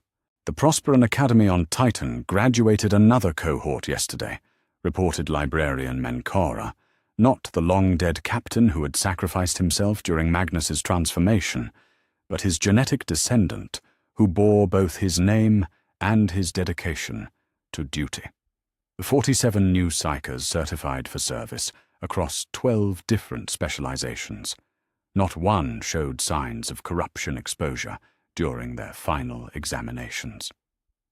Magnus felt a deep satisfaction at the report, remembering the dark days when psychic awakening was feared as a prelude to demonic possession, rather than celebrated as a gift to be carefully nurtured. The systematic approach to psychic development that had emerged from his guidance over the millennia had eliminated many of the dangers that had once made psychic ability a curse rather than a blessing. Yet perhaps the most profound change was in humanity's relationship with the warp itself. Where once the realm of souls had been seen as a source of madness and corruption to be feared above all else, now it was understood as a dimension that reflected human consciousness, dangerous when approached with ignorance or malice, but capable of serving noble purposes when engaged with wisdom and proper preparation. Magnus's own transformation had proven that beings of the warp need not serve chaos, that the immaterial realm could birth guardians as easily as destroyers. The threats that had once seemed insurmountable, orc wars, tyrannid hive fleets, Necron tomb worlds stirring to wakefulness, were met not with desperate reactive measures, but with coordinated responses that drew upon the accumulated wisdom of 10,000 years of active defense. Magnus could perceive these dangers as they developed, providing early warning that allowed the Imperium to respond before crises became catastrophes. The Tau expedition in the Damocles Gulf has made contact, the Emperor reported during another of their regular consultations. They seemed genuinely interested in peaceful cooperation rather than expansion through conquest. It may be possible to establish diplomatic relations rather than resorting to the automatic xenocide protocols of earlier eras. Magnus considered the possibility through his expanded awareness, perceiving the alien minds in question through the psychic echoes their technology produced. They are not corrupted by chaos, he confirmed after careful analysis, nor do they pose an existential threat to human development. Perhaps it is time to explore whether coexistence might serve all parties better than conflict. Such conversations would have been unthinkable during the desperate years following the heresy, when humanity's survival seemed to require the elimination of all potential rivals. Yet 10 millennia of security had allowed for the development of perspectives that transcended mere survival instincts. The Imperium of the 40th millennium was strong enough to consider cooperation, where once it could only contemplate conquest. The Chaos Gods still stirred in the depths of the warp, still sought to corrupt and destroy whatever they could reach. Yet their influence had been systematically constrained by barriers that grew stronger with each passing century, maintained not through the desperate sacrifice of a single guardian, but through the collective will of a civilization that understood its own nature and chose its path with clear eyes. Magnus held the ultimate watch, but he was no longer alone in his vigil. "Do you ever regret the choice you made?" the Emperor asked during one of their quieter moments, when the immediate demands of governance had been satisfied, and they could speak as father and son, rather than ruler and guardian. The isolation, the eternal responsibility, the transformation that separates you from the humanity you protect. Magnus considered the question with the patience that 10 millennia had taught him, feeling through his consciousness the countless lives that flourished under his protection. Children learned to read on worlds that would have burned in demon fire without his vigilance. Scholars pursued knowledge that would have led to corruption without his guidance. Artists created beauty that reflected the best of human potential rather than the worst of human weakness. "I regret nothing," he answered finally, his voice carrying the certainty of one who had found perfect alignment between desire and duty. "I have become what I was always meant to be, not the seeker of forbidden knowledge, but the guardian of legitimate wisdom, not the master of power, but its servant. I have watched humanity grow into something worthy of protection, and that alone makes every moment of isolation meaningful." The throne chamber fell into comfortable silence, father and son sharing a communion that transcended words. Outside the palace walls, the galaxy turned through its endless dance of creation and destruction. Yet within the sphere of their protection, life continued with a security and purpose that earlier ages could never have imagined. Magnus's legacy was written not in the chronicles of conquest or the annals of scholarly achievement, but in the simple fact that billions of souls could sleep peacefully, knowing they were watched over by one who had chosen duty over desire, service over power, love over ambition. The Crimson King had become the eternal guardian, and in that transformation had found a purpose greater than any individual achievement. The surviving 1,000 sons who served across the galaxy carried his wisdom to distant stars, teaching new generations that knowledge was meant to be shared rather than hoarded, that power was meant to protect rather than dominate, that understanding came through service to others rather than exploitation of the weak. Their example had spread beyond their own legion to influence the broader imperial culture, creating a civilization that prized wisdom over mere strength. As the 40th millennium drew toward its close and the 41st began to dawn, Magnus felt no weariness in his eternal vigil. If anything, the passage of time had strengthened his resolve, each year bringing new proof that his sacrifice had been worthwhile. The galaxy remained a dangerous place where vigilance could never be relaxed, yet it was also a place where hope had triumphed over despair, where the choice between light and darkness was made daily by countless souls who understood the stakes involved. "The future remains unwritten," Magnus observed, his consciousness touching the threads of possibility that stretched out from the present moment. "Yet I sense that whatever challenges await, humanity will meet them with wisdom gained through suffering, strength tempered by sacrifice, and purpose refined by understanding. That is perhaps the greatest victory of all, not merely to survive, but to grow worthy of survival. The Emperor nodded, his ancient eyes reflecting pride in what his son had become and hope for what humanity might yet achieve. "Then let us continue the watch," he said simply. "For as long as our vigilance is needed, we shall provide it."